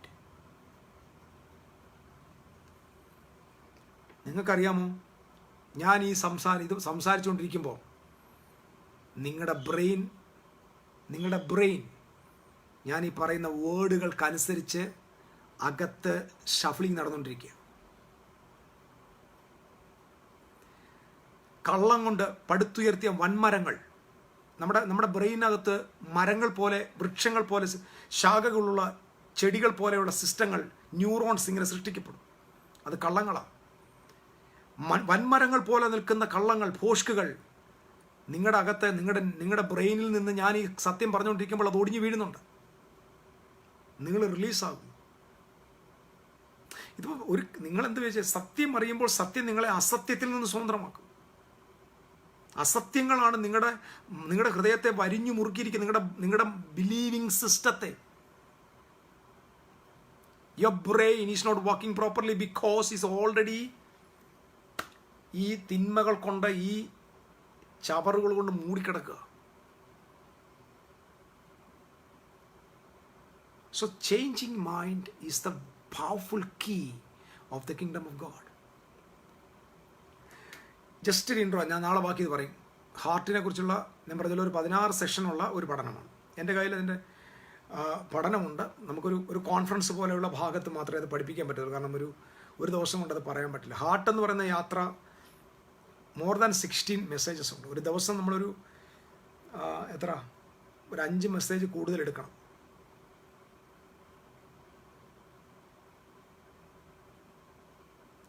That's true. That's dendrites are broken down by truth. That's true. നമ്മുടെ കൊച്ചുങ്ങളൊക്കെ എഴുതി വെക്കുന്നുണ്ട്. Thank you. ഇതിൻ്റെ ഒന്നും പേരെനിക്കറിയത്തില്ല. ഇതൊക്കെ അറിയുന്ന ഞാൻ ഡോക്ടറായനെ. ഇതിൻ്റെ ഒരു ന്യൂറോളജിസ്റ്റിൻ്റെ ഒക്കെ ഭാഷയാണ് അതൊക്കെ. dendrites is broken down by truth. That's the truth. So നിങ്ങളുടെ ബ്രെയിൻ ചേഞ്ച് ആയിക്കൊണ്ടിരിക്കും, നിങ്ങളുടെ മൈൻഡ് മാറിക്കൊണ്ടിരിക്കും. നമുക്ക് മാറേണ്ട നമ്മുടെ മൈൻഡ് അല്ല, നമ്മൾ വീടി വലിയൊക്കെ മാറ്റാൻ ഈസിയായിട്ട് പറ്റും. പുക വലിക്കുന്നത് ആരോഗ്യത്തിന് ഹാനികരമെന്ന് 10 പ്രാവശ്യം വായിച്ചാൽ തന്നെ പോയി നിർത്തും. അതിന് സുവിശേഷം ഒന്നും കേൾക്കേണ്ട ആവശ്യമൊന്നും. മദ്യപാനം നിർത്താൻ എന്തിനാണ് സുവിശേഷം കേൾക്കണ്ടേ? മണ്ടത്തരങ്ങളെ നമ്മുടെ ആളിത് മണ്ടത്തരം പ്രസംഗിച്ചുകൊണ്ടിരിക്കും. കളികൂടി മാറ്റുന്നതാണോ സുവിശേഷത്തിൻ്റെ ഏറ്റവും വലിയ പവർ? നമ്മുടെ നല്ല നാടവൈദ്യന്മാരെടുക്കെ ചെന്ന് ഒരു ഒറ്റമൂലി നൽകും. ആ ഒരൊറ്റമൂലി കുടിച്ച പിന്നെ അവൻ ആയുഷ്കാലത്ത് ഈ കള്ളു കുടിക്കത്തില്ല. അവൻ്റെ ഒറ്റമൂലിക്ക് നീ പറഞ്ഞ സുവിശേഷത്തേക്കാ പവറാണ് കുടി നിർത്താൻ. അപ്പോൾ കുടിയും വലിയ നിർത്താനെന്ന് പറഞ്ഞാൽ ഞാൻ പറഞ്ഞിട്ട് ഞാനും ഉൾപ്പെട്ട് നിൽക്കുന്ന ഈ സമൂഹം ഇങ്ങനെ പോകുമ്പോൾ എനിക്ക് വേദനയുണ്ട്. എനിക്ക് ഇവിടുന്ന് ഓടി പറഞ്ഞത് നിങ്ങൾ ഇനി നീ നിന്റെ പണി നോക്കി പോടാതെ എനിക്ക് പോകാൻ പറ്റില്ല. ക്രിസ്ത്യാനിത്വത്തിന് എനിക്ക് ഭാഗമായിട്ട് നിന്നേ പറ്റും. പക്ഷേ ക്രിസ്ത്യാനിത്വം ഇന്ന് ലോകത്തിന് മുമ്പ് ചോദ്യം ചെയ്യപ്പെടുക. സോ ഇത് കൃത്യമായ നിലയിൽ നമ്മളിത് പഠിച്ചേ പറ്റത്തുള്ളൂ. നമ്മുടെ മൈൻഡിന് മാറ്റം, നമ്മുടെ മൈൻഡ് ചേഞ്ച് ആയേ പറ്റത്തുള്ളൂ. സോ മൈൻഡിനകത്ത് ഏറ്റവും പ്രധാനപ്പെട്ടതാണ് നമ്മുടെ ഹാർട്ട് എന്ന വിഷയം is a very very very vast subject in the Bible. അത് ഉൽപ്പത്തി മുതൽ നമുക്ക് കാണാൻ പറ്റും. പ്രത്യേകിച്ച് ന്യൂ ടെസ്റ്റമെന്റിൽ മുഴുവൻ യേശുവിൻ്റെ ഉപദേശവും അപ്പോസ്തലന്മാരുടെ ഉപദേശം ഫുൾ കണക്റ്റഡ് വിത്ത് ഹാർട്ടാണ്. വിശ്വസിക്കുന്നവൻ്റെ ഉള്ളിൽ നിന്നാണ് മലയാളത്തിൽ എഴുതിയത്. വിശ്വസിക്കുന്നതിൻ്റെ ഹൃദയത്തിൽ നിന്നാണ് യഥാർത്ഥ വാക്യം. ഹൃദയം, ഹാർട്ട്. ഞാൻ നാളെ വിശദീകരിക്കാം. സോ ഞാനീ പറഞ്ഞു വരുന്നത്, മൈൻഡ് നമ്മുടെ ഡിസിഷൻസ്, നമ്മുടെ റെസ്പോൺസ്, നമ്മുടെ കോഷ്യസ് ആയിട്ടുള്ള ആക്ടിവിറ്റീസ്, നമ്മുടെ experience, these all things are based on mind. പക്ഷേ നമ്മുടെ ട്രസ്റ്റ്, നമ്മുടെ മൈൻഡ് സെറ്റ്, നമ്മുടെ പെർസെപ്ഷൻ, നമ്മുടെ convictions, all these things are connected to the heart. Believing system, faith, our doctrine, these all things connected with the heart, not with the mind. നമ്മുടെ ഡിസിഷൻസും നമ്മുടെ mind സെറ്റും നമ്മുടെ റെസ്പോൺസസും ഇതൊക്കെ കണക്ട് ചെയ്യുന്ന നമ്മുടെ മൈൻഡാണ്, നമ്മുടെ കോൺഷ്യസ് മൈൻഡാണ്. പക്ഷെ നമ്മുടെ മൈൻഡ് സെറ്റ് സുനേസിസ് എന്ന് പറയും. സുനേസിസ്, the mind set, convictions, our perceptions, our trust, our faith, our doctrine, ജീവൻ പോലും കൊടുക്കാൻ നമ്മൾ തയ്യാറാകുന്ന ആ ഒരു ഉറപ്പ്, assurance, these all things is based on the heart. ഹാർട്ടാണ്.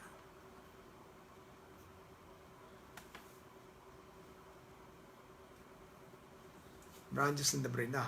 അതാണ് നമ്മുടെ FCI ഇവാഞ്ചലിസ്റ്റ്, നമ്മുടെ ഒരു സ്നേഹിതനാണ്. താങ്ക് യു മോനെ, താങ്ക് യു സോ മച്ച്. ഇത് ഞാൻ പറഞ്ഞത് ഇത് അവൈലബിൾ ആണ്. എനിക്ക് തോന്നുന്നത് ഇതിപ്പം നമ്മുടെ ഇവിടെ റിസോഴ്സസ് അവൈലബിൾ ആണ്. നിങ്ങൾ ചെക്ക് ചെയ്യണം, ഇത് നിങ്ങൾ നോക്കണം, ഈ മൈൻഡ് എങ്ങനെ മാറ്റാൻ പറ്റും. ഒരു വാക്യം മാത്രം വായിച്ച് നിർത്തും, വായിച്ച് വിശദീകരിക്കത്തില്ല. നാളെ ചിന്തയ്ക്ക് വേണ്ടി ഇന്നൊരു വാക്യം വായിക്കുക. നാളത്തെ ചിന്തയ്ക്കായി ഒരു വാക്യത്തിലേക്ക് നമ്മുടെ ശ്രദ്ധ തിരിക്കും. നമ്മുടെ പ്രോവർബ് 23:7, ഈ പ്രോവർബ് 23:7 ആരെയും ഇംഗ്ലീഷിലൊന്നും ഇടാമെങ്കിൽ നല്ലതാണ്. മലയാളത്തിൽ എഴുതിയിരിക്കുന്നത് അവൻ തൻ്റെ മനസ്സിൽ കണക്ക് കൂട്ടുന്നത് പോലെ ആകുന്നു, അങ്ങനെ എഴുതിയേക്കും. അവൻ തൻ്റെ മനസ്സിൽ കണക്ക്. പക്ഷെ അതിൻ്റെ KJV ഇങ്ങനെ എഴുതിയിരിക്കുന്നത് for as he thinketh in his heart so is he. For as he thinketh in his heart. നമ്മൾ ശ്രദ്ധിക്കാതെ പോയൊരു വാക്യം. ഒരു മനുഷ്യൻ തൻ്റെ ഹൃദയത്തിൽ ചിന്തിക്കുന്നത് പോലെയാകുന്നു അവൻ, അങ്ങനെ എഴുതേണ്ടത്, അല്ലാതെ ഒരുത്തൻ മനസ്സിൽ ചിന്തിക്കുന്ന പോലെ നല്ല. മലയാളത്തിൽ എഴുതി വെച്ചിരിക്കുന്നതാണ് ഒരുത്തൻ തൻ്റെ ഹൃദയത്തിൽ ചിന്തിക്കുന്ന പോലെ. അപ്പൊ ഹൃദയത്തിന്റെ ചിന്ത, that is the thoughts, that is the perceptions of our subconscious mind, that's the heart. അപ്പോൾ ഒരാൾ ഹു ആർ യു എന്നതിൻ്റെ അർത്ഥം എന്താ? Who are you? Answer goes to the heart. Answer will go to the heart. നമുക്കൊരു വാക്യം കൂടെ, വാക്യം നാളെ ഞാൻ വളരെ എക്സ്പ്ലെയിൻ ചെയ്തോളാം. ഞാൻ ഇന്ന് ഒരു വാക്യം കൂടെ വായിച്ചോളാം. ജസ്റ്റ് ഇത് മറന്ന് 27:19 സദൃശ്യവാക്യം 27:19 വാക്യത്തിലുണ്ട്. വാക്യം ഇങ്ങനെയാണ്: വെള്ളത്തിൽ മുഖത്തിനൊത്തവണ്ണം മുഖത്തെ കാണുന്നു. നമ്മൾ വെള്ളത്തിലോട്ട് നോക്കുമ്പോൾ മുഖത്തിനൊത്തവണ്ണം നമ്മുടെ മുഖത്തെ കാണുന്നു.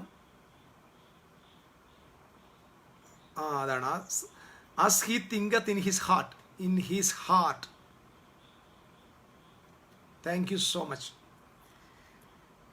Proverbs chapter 27:9 പറയുന്നത് വെള്ളത്തിൽ മുഖത്തിനൊത്തവണ്ണം മുഖത്തെ കാണുന്നു. അപ്പം വെള്ളത്തിലോട്ട് നമ്മൾ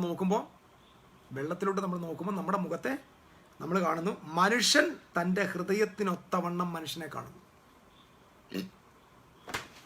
അപ്പോൾ ഒരു മനുഷ്യൻ വേറൊരു മനുഷ്യനെ കാണുന്നത് എങ്ങനെ? അവൻ്റെ ഹൃദയത്തിനൊത്തവണ്ണം. സിമ്പിൾ. എന്തോ വചനമാണെന്ന് നോക്കി. നമുക്കൊരാളെ കാണുമ്പോൾ ഒരു ഇച്ചിച്ചി തോന്നുന്നെങ്കിൽ നിന്റെ ഹാർട്ട് അങ്ങനെ ഇച്ചിച്ചി ആയതുകൊണ്ടാണ്. എന്ത് ചെയ്യാൻ പറ്റും? ഒരു മനുഷ്യൻ തൻ്റെ ഹൃദയത്തിനൊത്തവണ്ണം മനുഷ്യനെ കാണുന്നു എന്നാ. അപ്പൊ ഇവിടുത്തെ നമ്മുടെ സാമൂഹിക പ്രശ്നങ്ങളെല്ലാം തീരും ഈ വാക്യം കൊണ്ട്. എന്താ വാക്യം? ഒരുത്തൻ തൻ്റെ ഹൃദയത്തിനൊത്തവണ്ണം മനുഷ്യനെ കാണുന്നു. വേറൊരു മനുഷ്യനെ ഞാൻ കാണുമ്പോൾ ഞാൻ അവനെ എങ്ങനെ കാണുന്നു എന്നത് എൻ്റെ ഹൃദയത്തിനൊത്തവണ്ണം. അപ്പം എൻ്റെ ഹൃദയം എങ്ങനെ ഇരിക്കുന്നു അങ്ങനെ ഞാൻ ലോകത്തിൽ എക്സ്പ്രസ് ചെയ്ത്. ഹു ആം ഐ എന്നതിൻ്റെ answer goes to the heart. Don't forget, the most powerful key of the kingdom of God is changing your heart, changing your mind. It's a very big subject, but നാളെ ഞാനിത് continue ചെയ്ത് finish ചെയ്യാൻ നോക്കാം. നിങ്ങളെല്ലാവരെയും അനുഗ്രഹിക്കട്ടെ. ഇനി ഞാൻ കൂടുതൽ മുമ്പോട്ട് പോകുന്നില്ല. എല്ലാവരും അറിയിക്കുന്നു, ഇതുവരെ എന്നെ വാച്ച് ചെയ്തവർ, സപ്പോർട്ട് ചെയ്തവർ, കരുതിയവർ, അപ്രീഷിയേറ്റ് ചെയ്തവർ, കറക്റ്റ് ചെയ്തവർ, എല്ലാവർക്കും പ്രത്യേകിച്ച് സ്നേഹം. നമുക്ക് വീണ്ടും നാളെ ഈ തിരുവചനത്തിൻ്റെ തന്നെ ഡീറ്റെയിൽഡ് ഭാഗത്തേക്ക് വളരെ പ്രതീക്ഷയോടെ നാളെ നിങ്ങൾ വരണം. വണ്ടർഫുൾ ആയിട്ടുള്ള ചിന്തകളിലേക്ക് നമുക്ക് പോകാം. അവസാനമായിട്ട് ഇത് വന്ന് കണ്ടവരാരെങ്കിലും ഉണ്ടെങ്കിൽ ദയവായിട്ട് എൻ്റെ ആരംഭ ഭാഗം മുതൽ നിങ്ങൾ കാണണം. വളരെ വിലപ്പെട്ട ചിന്തകൾ കൈമാറുന്നുണ്ട്. നിങ്ങളത് സമയം പോലെ കാണണമേ എന്ന് ഞാൻ കർത്താവിൻ്റെ നാമത്തിൽ ഓർപ്പിക്കുന്നു. എന്നെ ശ്രദ്ധിക്കുന്ന, വാച്ച് ചെയ്യുന്ന, ലോകമെമ്പാടുമുള്ള പല ഇടങ്ങളിൽ നിന്ന് കാണുന്ന എല്ലാവരോടുള്ള പ്രത്യേക സ്നേഹം അറിയുന്നു. മോഹൻ ചാക്കോ അച്ഛാ, നിങ്ങൾ സൗദിയിൽ തന്നെയാണോ ഇപ്പം? മോഹൻ ചാക്കോ ബ്രദർ സൗദിയിൽ ഹാപ്പി ആയിട്ടിരിക്കുന്നു. കോവിഡ് നിങ്ങളെ ശല്യപ്പെടുത്തുന്നുണ്ടോ? സാഹചര്യങ്ങളൊക്കെ ആണെന്ന് അറിയത്തില്ല. മോഹൻ ചാക്കോ അച്ഛൻ ഒരു മെസ്സേജ് ഇതിനകത്ത് ഇട്ടേക്കണം. I want to know you. നിങ്ങളെ പ്രതിസന്ധിയിലിരിക്കുന്നവരെ ദൈവം സഹായിക്കട്ടെ, സൂക്ഷിക്കട്ടെ. ദൈവരാജ്യം നൽകുന്ന എല്ലാ സുരക്ഷിതത്വവും നിങ്ങൾ ഡിമാൻഡ് ചെയ്യണം. സർവശക്തിയുള്ള നിങ്ങളെ അതിനായിട്ട് ഒരുക്കട്ടെ എന്ന് ഞാൻ പ്രാർത്ഥിക്കുന്നു. എനിക്ക് നിങ്ങളോട് തിരുവെഴുത്ത് പറയുന്ന വലിയ സന്തോഷമുണ്ട്. നിങ്ങൾക്ക് അനുഗ്രഹമാണെങ്കിൽ നമുക്ക് വീണ്ടും മറ്റുള്ളവരിലേക്ക് നിങ്ങൾ ഷെയർ ചെയ്യുക. നാളെ വീണ്ടും കാണും വരെ ദൈവകൃപയിൽ ദൈവം നമ്മെ മറക്കട്ടെ. Good night.